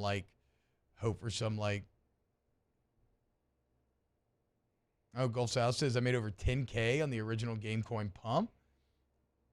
All crypto's down now. It's a waiting game right now. Yeah, I mean, that is the thing. It's full of pump and dump actors, right? Where if the top of the pyramid's going to get out of there clean, but you better make sure that you're at the top. Otherwise, you ain't. Russell Okung from Seattle is playing Bitcoin as well. Oh, yeah. Okay, FTX was in Miami, not LA. That's on me. Okay, yeah, that's what I thought. Coinbase, either Coinbase or something like that, I think is the Los Angeles one nowadays. It's crypto.com, right? That's what it is. Yeah, crypto.com is LA. All right, when we get back, I have a bunch of college football stuff that I want to talk about. So keep it locked right here on Off the Bench. OTB, OT. All-Star Toyota of Baton Rouge. All-Star Toyota of Baton Rouge. You know, I mean, we're talking about bad actors and everything and a lack of trust and shady business practices. None of that over there at All-Star Toyota of Baton Rouge. The complete opposite, in fact. Employees who are going to look out for you and what is best for you and find you deals and find you vehicles to match whatever you and your family's needs may be. So go check out the website today. You can start to explore the deals. Look at the selection. AllStarToyotaBatonRouge.com. AllStarToyotaBatonRouge.com. Go to the website today, and once you get on that website, remember, obviously you can buy new, but check out the leasing process, check out the rental process. Everything's going to be available in both of those. You're not going to find that many places. Certainly in the rental process, everything is available. Everything has a per-day rental price. So check out those per-day rental prices. Check out what they have available for you. Go ahead and reserve that vehicle today for your next trip. All-Star Toyota of BatonRouge.com. Our listeners fire off their opinions on the jimsfirearms.net hotline at 499-1045. Keep listening for your next chance to shoot us your thoughts with the jimsfirearms.net hotline on 1045 ESPN Baton Rouge. His name was King. He had a horse along the countryside. I saw him ride. One day they found him. When is a taco more than just a taco? When it's Government Taco. Voted best tacos 3 years in a row by 225 Magazine, Government Taco puts the most delicious spin on tacos the capital area has ever seen. With creative combinations like the Magna Carrot, the Filibuster, or the Steak of the Union. Plus perfect tortilla chips paired with the best salsa and queso you've ever had. And happy hour every day from 3 to 6 p.m. and all day on Thursday. Government Taco, 5621 Government Street. Gulf Coast Bank and Trust is giving our customers the power to bank anywhere, anytime during this challenging event. And we're right there with you. Our mobile banking app is a smart way to manage your money and time. Gulf Coast Bank and Trust, the bank that cares about you. It was a humid day, barefoot children play, looking for that summer shade. Time to slip away. Oh, Louisiana, some kind of hold on me. Like cypress stumps, your roots are planted deep inside of me. I've been doing business with Luba for 25 years. They're dependable, trustworthy. It's just the attention to detail with our clients. Our folks have years and years of experience. They're highly trained professionals, but many companies have that asset. What I'd like to think makes Luba a bit different is that we use those talents in a way that truly is dedicated to serving the needs of the folks who depend on us. Dylan Cruz here to tell you about Six Rings Baseball and Softball Camp. If you live on the North Shore and play ball, go to Six Rings Camps with former LSU assistant coach Dan Canaveri. His knowledge is second to none, and your child will improve and have fun doing it. Camps were held at Coquille Park and Six Rings Academy in Covington with 4 sessions over the summer. Full day and morning only sessions are available from ages 7 to 13. Go to sixringsbaseball.com or call 985-206-9096. Learn the game to love the game. The interior of an Infiniti is thoughtfully designed to be all about you. And by you, we mean every version of you. Because there's luxury you can feel, and there's luxury that lets you feel. Infinitely you. Experience luxury. Violence, but yo, we ain't on no government list. We straight don't exist, no names and no fingerprints. Saw something strange, watch your back, cause you never quite know where the MIBs is at. And here come the men in black. Galaxy defenders. Here come the men in black. What you remember. Now, from the deepest of the darkest of night on the horizon, bright light into sight tight. Camera zoom on the impending doom, but then like boom, black suits fill the room up with the quickness. Talk with the witnesses. OTB OT with Hester and T-Bob on 104.5 ESPN Baton Rouge and 94.7 ESPN Alexandria.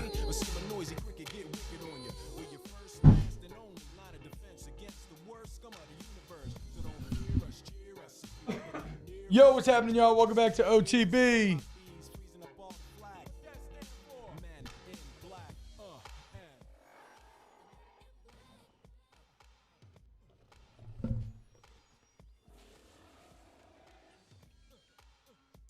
Albert Marjwine says, I had an employee in 2015 who brought like $20 of Dogecoin with every paycheck for like, which was nothing back then. And now he's a multimillionaire. I mean, that is the story that becomes the honey trap that lures you in, right? It's just a classic lottery story. For sure. Like, the one person out of 100 who does it, who does it and gets lucky, or you could say shrewdly plays it, I don't care. And then they make that life-changing money, and you're like, ooh, that could be me, but yeah. It's anything. Is. It's horse racing. Yeah. Right? The one guy that places $10 on the trifecta of the 3 complete dogs, and they hit in the right order, and he wins 6-7 figures. Yeah. 6 figures, whatever. Off, one. It's Wes Welker money walking out of the Kentucky Derby. Yes, exactly. Yeah. He had that one time, and everybody thinks, well, I can do that. The guy put $10 on a trifecta. Like, yeah, but how often do those hit in that correct order and with those odds? Not often. I feel like I want to talk horses with Otter now. I will say that is the most fun I've ever had gambling. Oh, it's was awesome. Going to the horse races in Arkansas in Hot Springs. I cannot wait to go back next year. That is going to be a yearly trip from now on. I didn't win anything. I lost all my money I brought, but it gives you such an illusion of control. I got a horse track, right down the road. Yeah, for sure. But come on, I can't be betting on the ponies all the time. No, I'm saying if you want to we could have a once-a-year OTB trip. That would be very fun. That is true. That'd be fun. I've never experienced that. I really would like to. It's awesome, dude. It's just fun getting the information, thinking you have a lead on it because of the stats, the analytics of it, and then going out there. And then you're yelling at a horse that can't hear you, but you think he can. You're it never fails. It never fails that you end up, maybe you end up winning somewhere along the way, but then you let it ride in the last race, and then it all goes away. Nikola Jokic went Personal semi-viral experience. yesterday because he was scouting horses during training camp. He does harness racing, though, I believe, not thoroughbred. Yeah. Wait, what about Jokic? He was scouting horses at practice yesterday. Like Jamal Murray went and asked him what he was doing, and he's like, I'm scouting horses. Yeah. Oh, yeah, for sure. Yeah. Wait, why isn't he practicing? I don't know. He's Nikola Jokic. I guess he gets to chill at practice sometimes and scout horses. Not looking good to repeat if you're the Nuggets, though. Bro, if you think Nikola Jokic actually cares about basketball beyond the means to fund his horse racing habit, like that I is literally all. showed you. That is all. That is no, I know, but I'm saying, but that is all that Jokic cares about. There's never been a more like, it's just a job. He doesn't even like basketball. Yeah, Like, that's what remember I'm when they were saying. celebrating and they were like, Are you ready to celebrate with your team? And he didn't want to stay with the parade. He's like, I just want to go back home. Which he ended up pulling off because during the parade, Yeah. he ended up, he got the crowd pop and he's like, this is awesome. And everybody loved him for it. But yeah, he did just want to get home. Jake, you might be able to answer this. Is going to the Kentucky Derby anything like how the Peaky Blinders went to Derby? Oh, man, that was a great episode when they went there. The whole episode was there. They went to the Kentucky Derby? No. I went to the Derby over in Birmingham, where they Tottenham and No, not that. It was Liverpool? that actual like horse race derby. Oh, okay. That's a derby that you're talking about. Oh, what are you gonna do? There you Yeah. No, but I've never been to Kentucky Derby. Trying to think. No, neither have I. What's the one Otter always goes to? Preakness. It's out in California, right? Oh yeah, he definitely goes to that one. He goes to Del Mar for sure. Yeah, Del Mar's Otter's one. place. Yeah, that's The probably surf his meets top the turf. spot. But doesn't he go to somewhere else? They always come late on the grass. Yeah, Del Mar is utopia. Del Mar is a little north of San Diego on the coast. It's an incredible place, right across the 56 from where we used to live. Ted Williams Highway.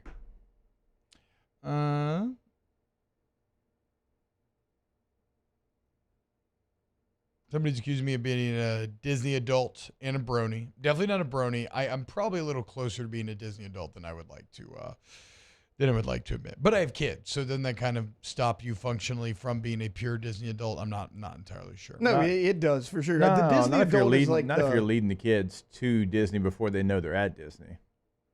Not that you. Yours probably know Alice. certainly I've knows. always considered a Disney adult like the hardcore My brother, guy my older or brother's a Disney adult for it sure. could be a couple, like they got the Mickey ears, they got everything, no kids in sight. Yeah. That's I what mean, I that is consider the Disney most adult. classic Disney adult. Yeah. That's fair. And I ain't hating on that, dude. We all like different things. We're all nerd about different Chris things. Childer's a Disney adult, and he has a child. I would say, though, that I'm also against the idea that, like, you have to wait till your kid can remember it to want to bring him to Disney.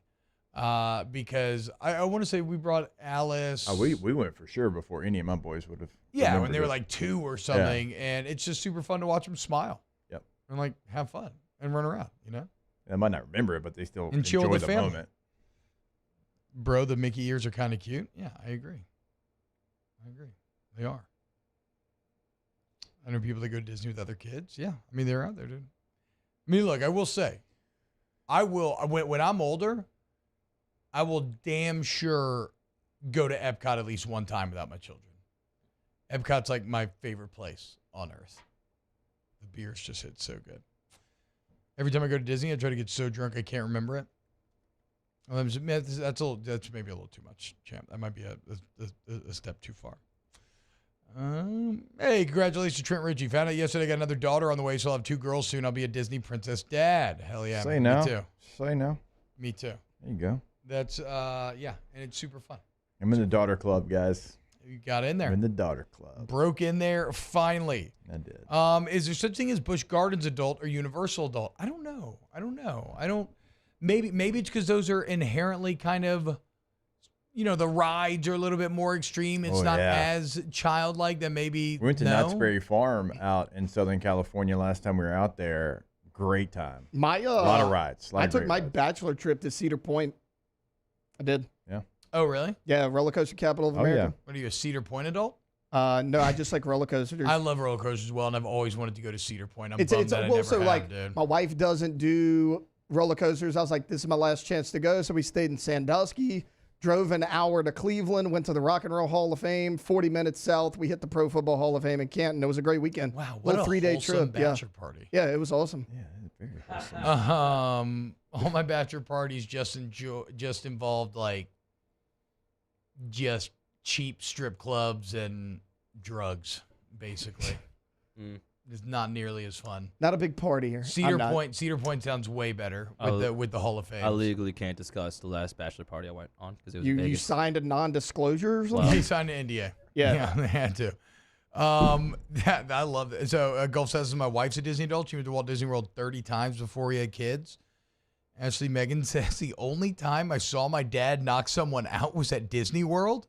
Now, there's a story. Now there's a story that I want the there's a story that I want that I want the full story on. I saw a video of the Disney employees and like the stuff they have to go through, like kids grabbing at them, drunk adults hitting them randomly. It's kind of a tough job. Yeah, the Disney employees do a good job too of being very smiley for the most part. You can probably chill, just let me sit on that chain fence though. Like just relax, guy. I'm tired.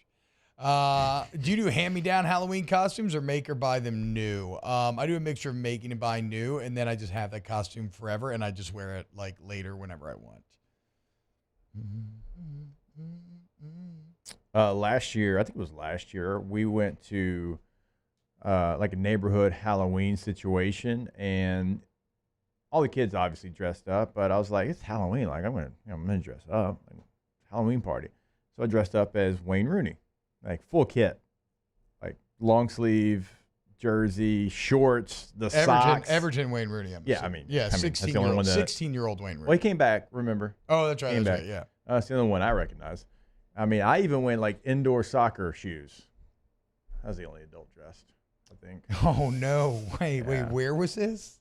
Kind of like neighborhood. And nobody else dressed up, and you showed up like a child in a full Everton kit? Yeah, maybe like one or two other adults dressed up, maybe. But you know what, though? Felt pretty damn good about myself. Hey, you know what? F him. Yeah. You know, I agree.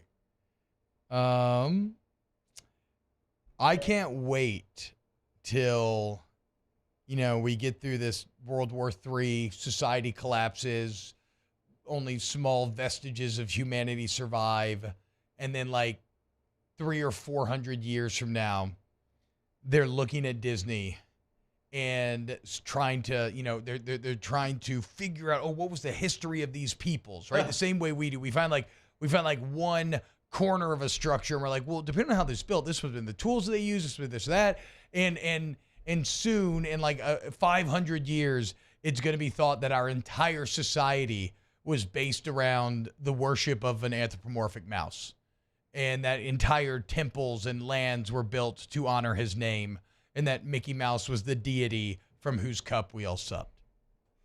Uh-huh. Yeah, so about 6 months ago. Yeah, exactly.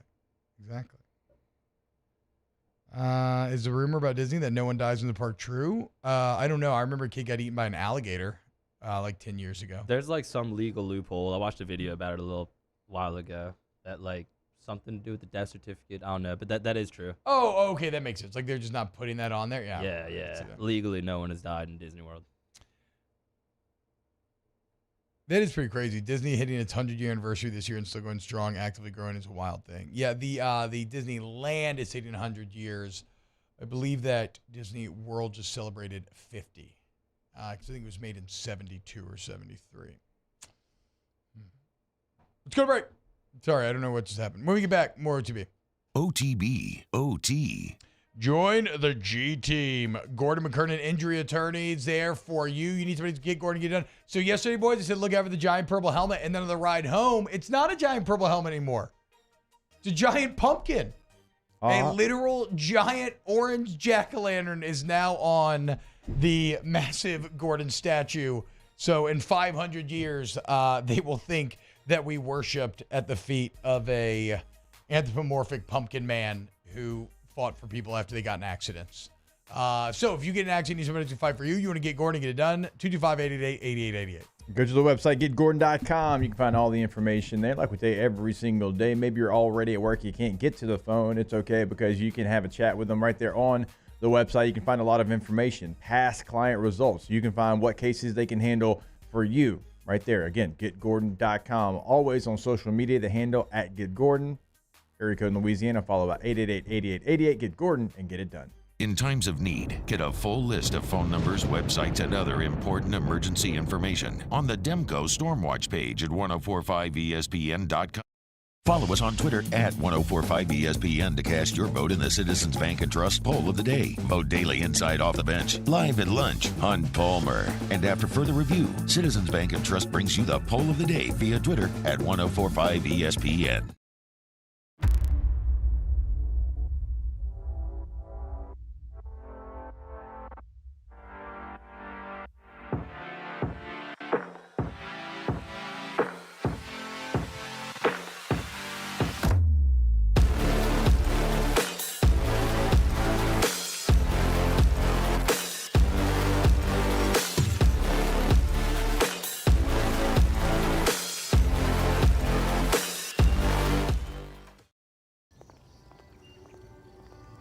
Would a couple that just came from a couples massage have any use for the massage seats of the Infiniti QX60? Yes, it appears they would. With driver and passenger massage seats, mute all your notifications and feel infinitely you.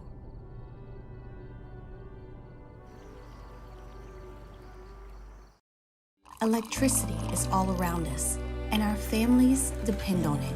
Every day is sparked by the power of a cold drink or a warm meal, a movie night, and a comforting light at the end of a dark hallway. From sunrise to sunset, playtime to bedtime, our team is ready to take care of your electrical needs. Even in the case of an after-hours emergency, the light in your life shines brighter with Mr. Electric. Gulf Coast Office Products is a nationally recognized Savin office equipment dealer based right here in Louisiana. Over 100 employees strong, Gulf Coast has the boots on the ground to support all vertical markets, from education, engineering, legal, and finance. With the latest in office technology, from desktop to production segment units, Gulf Coast and Savin have the perfect fit for you. Call 225-756-2644. That's 756-2644 for Gulf Coast Office Products. I've been doing business with Luba for 25 years. They're dependable, trustworthy. It's just the attention to detail with our clients. Our folks have years and years of experience. They're highly trained professionals, but many companies have that asset. What I'd like to think makes Luba a bit different is that we use those talents in a way that truly is dedicated to serving the needs of the folks who depend on us. His name was King. He had a horse along the countryside. I saw him ride. One day they found him.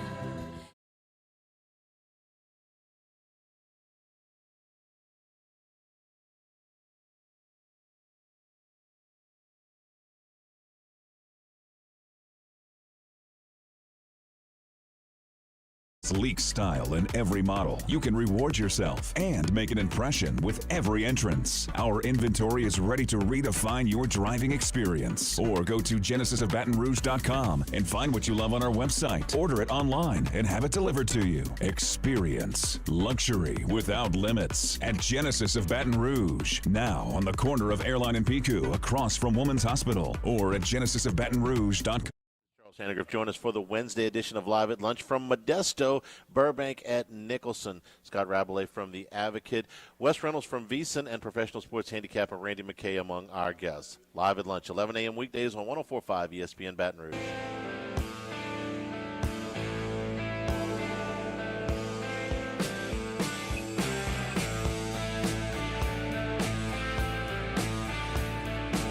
OTB OT with Hester and T-Bob on 104.5 ESPN Baton Rouge and 94.7 ESPN Alexandria.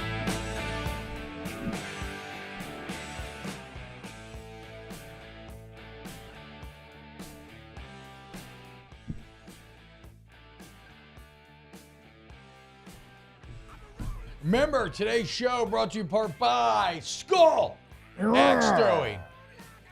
GCAxe.com, now open off of Lee. You want to go throw some axes with the boys? What about a little girls' night, maybe office party, team bonding, date night?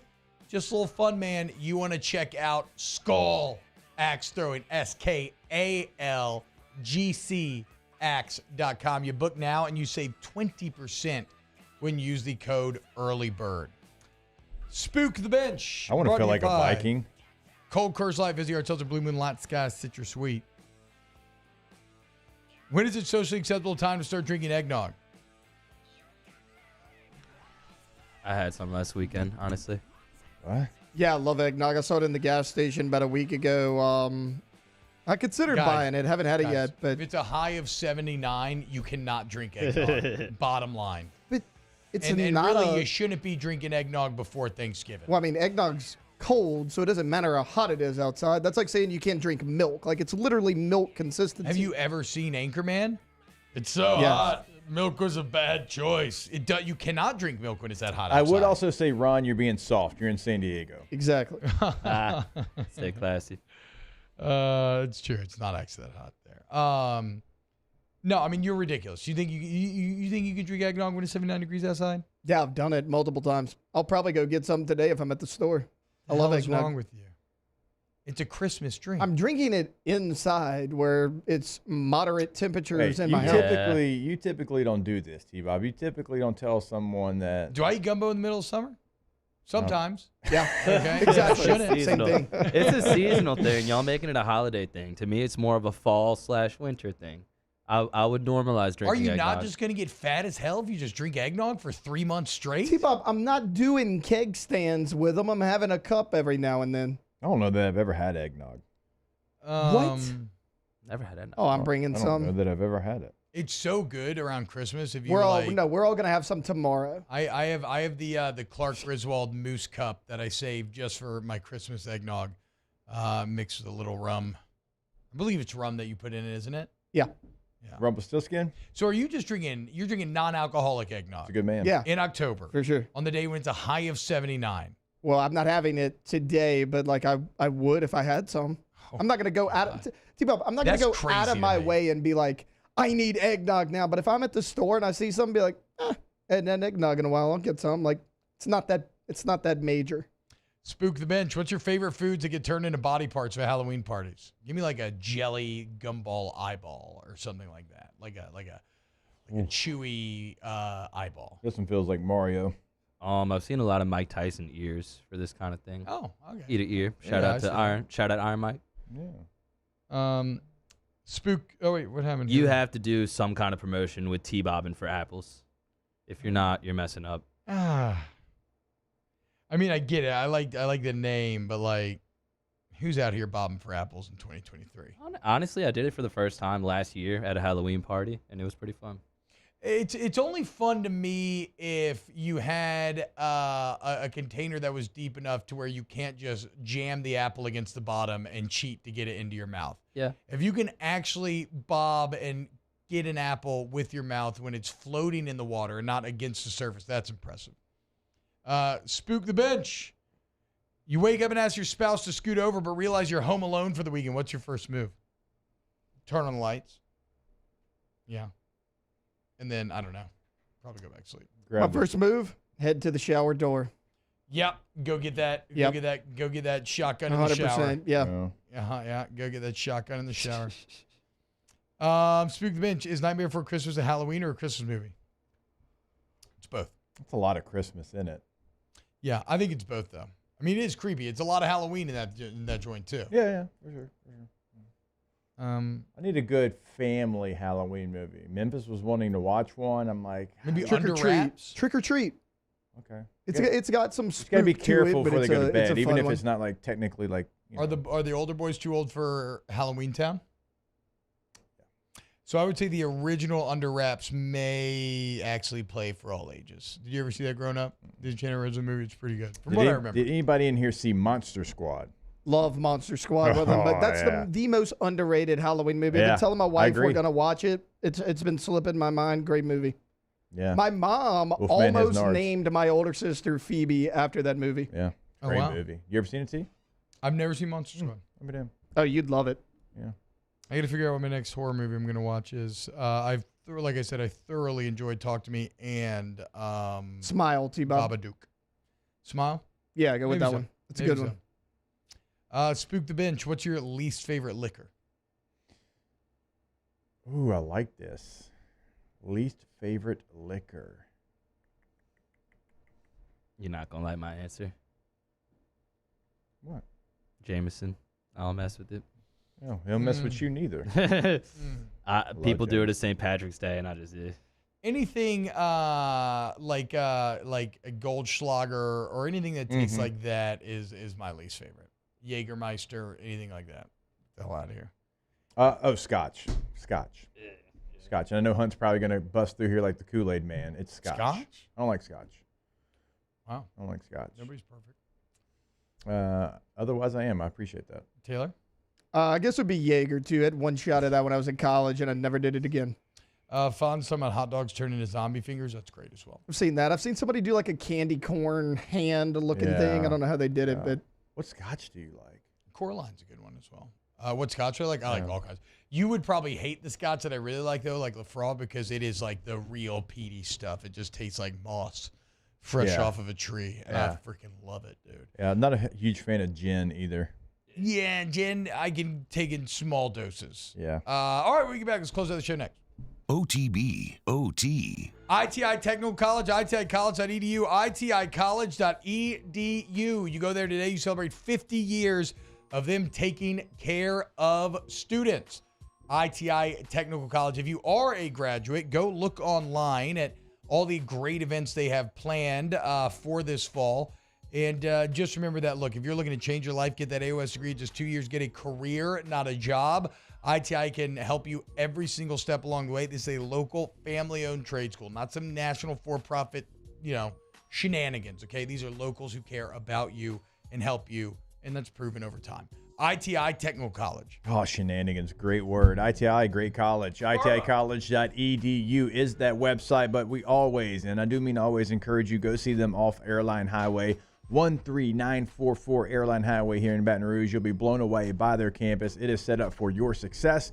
Go to the website today, iticollege.edu. Our listeners fire off their opinions on the jimsfirearms.net hotline at 499-1045. Keep listening for your next chance to shoot us your thoughts with the jimsfirearms.net hotline on 1045 ESPN Baton Rouge. Scoocha, fall in the air. Fall is right around the corner, which means fall fishing is, which means it's time for you to take your boat to the next level with front-to-back boat service in a bunch of different ways. You want a custom stair job, you can have a ton of fun out there on the water. They can do that. What about a spot lock trolling motor? So you stay right where you need to in casting lines. Or sonar that's let you see the fish under the water before you cast. All of your maintenance needs as well. For 38 years, they've been at it and will continue to do so. The Sherman family of front-to-back boat service. There it is, the extra mile. On the border of expected and extraordinary. For those willing to go further. Like vans customized for work or play. With safety and tech to keep you connected. Supported by a 5-star sales, service, and finance team. And backed by the 1-star you know. So go the extra mile. It's never crowded because so few have what it takes to go there. Mercedes-Benz Vans. Life in Louisiana is a song. A symphony of sound, colors, and movement. Life is here, now. For life's moments, big and small, always there. The right card, the right care. The Windsor Senior Living Community in Mandeville, Louisiana is a beautiful, vibrant apartment community geared towards seniors.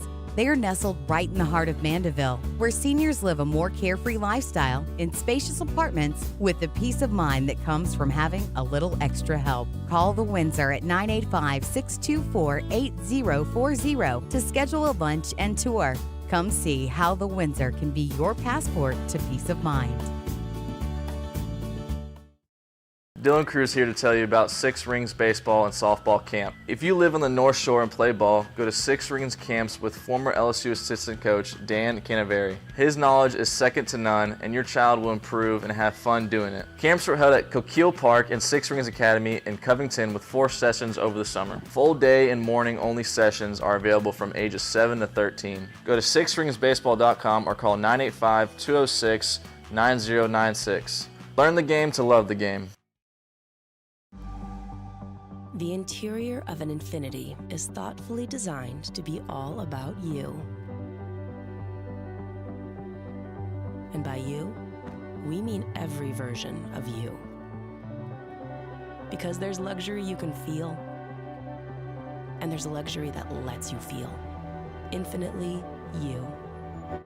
Voisin, inviting you to join me, along with the coaches Todd Black and Jimmy Roy, for Louisiana Prep Weekly. We're talking Dedham Tigers football with special guest defensive coordinator Caleb Leindecker. Louisiana Prep Weekly, Wednesday night at 6, live from Walk-Ons in Town Center on 104.5 ESPN Baton Rouge.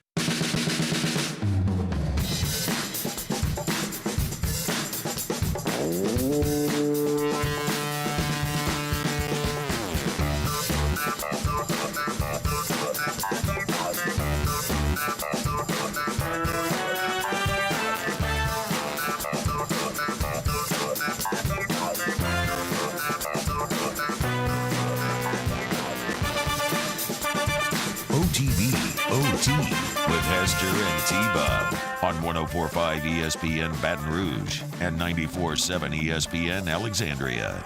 Some R&D. Yep. What are we developing? The theory. There we go. Hey, go to the DraftKings Sportsbook where you can research and develop some great plays for the weekend, like the Pontoon Parlay. $5 NFL game gets you $200 bonus bets. Physically present in Louisiana, 21 or older, select players only. Bonus bets expire 168 hours after issuance. Eligibility and deposit restrictions apply. Call 1-800-GAMBLER, 1-426-2537. All right, welcome back into OTB. Ask the Bench brought to you by Cola Cruise Light. Visit the Arts of the Blue Moon Light Sky Citrus Wheat. Don't worry, T-Bob had to go get a haircut. He's going to get a reverse mohawk. At least that's what Taylor hopes that T-Bob gets. Although we can't get him to shave his mustache for a Halloween costume. Don't know that we're going to get him to get a reverse mohawk. So SMH. Yeah, we'll see if we can get that done. I'm feeling pretty good about the Anchorman decision. I'm feeling pretty good about just wrestlers that don't have to be, a 4 horsemen type situation. Maybe just ones from our era. Jake the Snake certainly be something that could interest me. So I don't know. I'm cool with that. I like the LSU coach one too. I would be down for that. So you'd have to be Jerry DiNardo. I'm cool with that. Let's see. T would definitely have to be Coach O. Yeah, T-Bob's Coach O. That means you're probably BK. That means I'd have to be Nick Saban. What about Les? That's true. I think it would be Saban, BK, Les, Orgeron, right? That's I the just last keep 4. thinking Jerry DiNardo with Mario, and that's why I keep going back. We'll put him, Brian I think Kelly. I'd have to be Les. Okay, Les. Yeah. Carly. Yeah. Hal Hunter for a game. I don't know. I just need to see Mario as Jerry DiNardo, and I need to see you tomorrow, and we will off the bench. See you tomorrow. OTB, OT. All right, go to RejuveMeMedical.com, RejuveMeMedical.com. Go there today, schedule that appointment, get that consultation set up because maybe you're going through something. Maybe it's mood and memory problems. Maybe it's sexual dysfunction, thyroid deficiency. Maybe it's weight gain, facial aging, right? Everybody's dealing with something, and maybe you don't know what it is. And that's why we always encourage you to go get the consultation set up over at Rejuve Me Medical. Maybe you're just not feeling right. Maybe you're working out just like you used to, and you would lose weight. You'd get into shape. Maybe it's not working for you, and you're doing all the things that you used to do to get into shape. Well, it'll help you get to the bottom of it, right? Maybe you're gaining weight, and you can't explain it. So many different things that our bodies can be telling us, but you can't get those answers unless you go see our friends over at Rejuve Me Medical. So go ahead, go to that website today. Remember, you can get the consultation set up right there in the top right corner of the website. Always give them a call, 866-392-8191. Gulf Coast Bank and Trust is giving our customers the power to bank anywhere, anytime during this challenging event. And we're right there with you. Our mobile banking app is a smart way to manage your money and time. Gulf Coast Bank and Trust, the bank that cares about you. Running Bart's marketing can help you get their attention.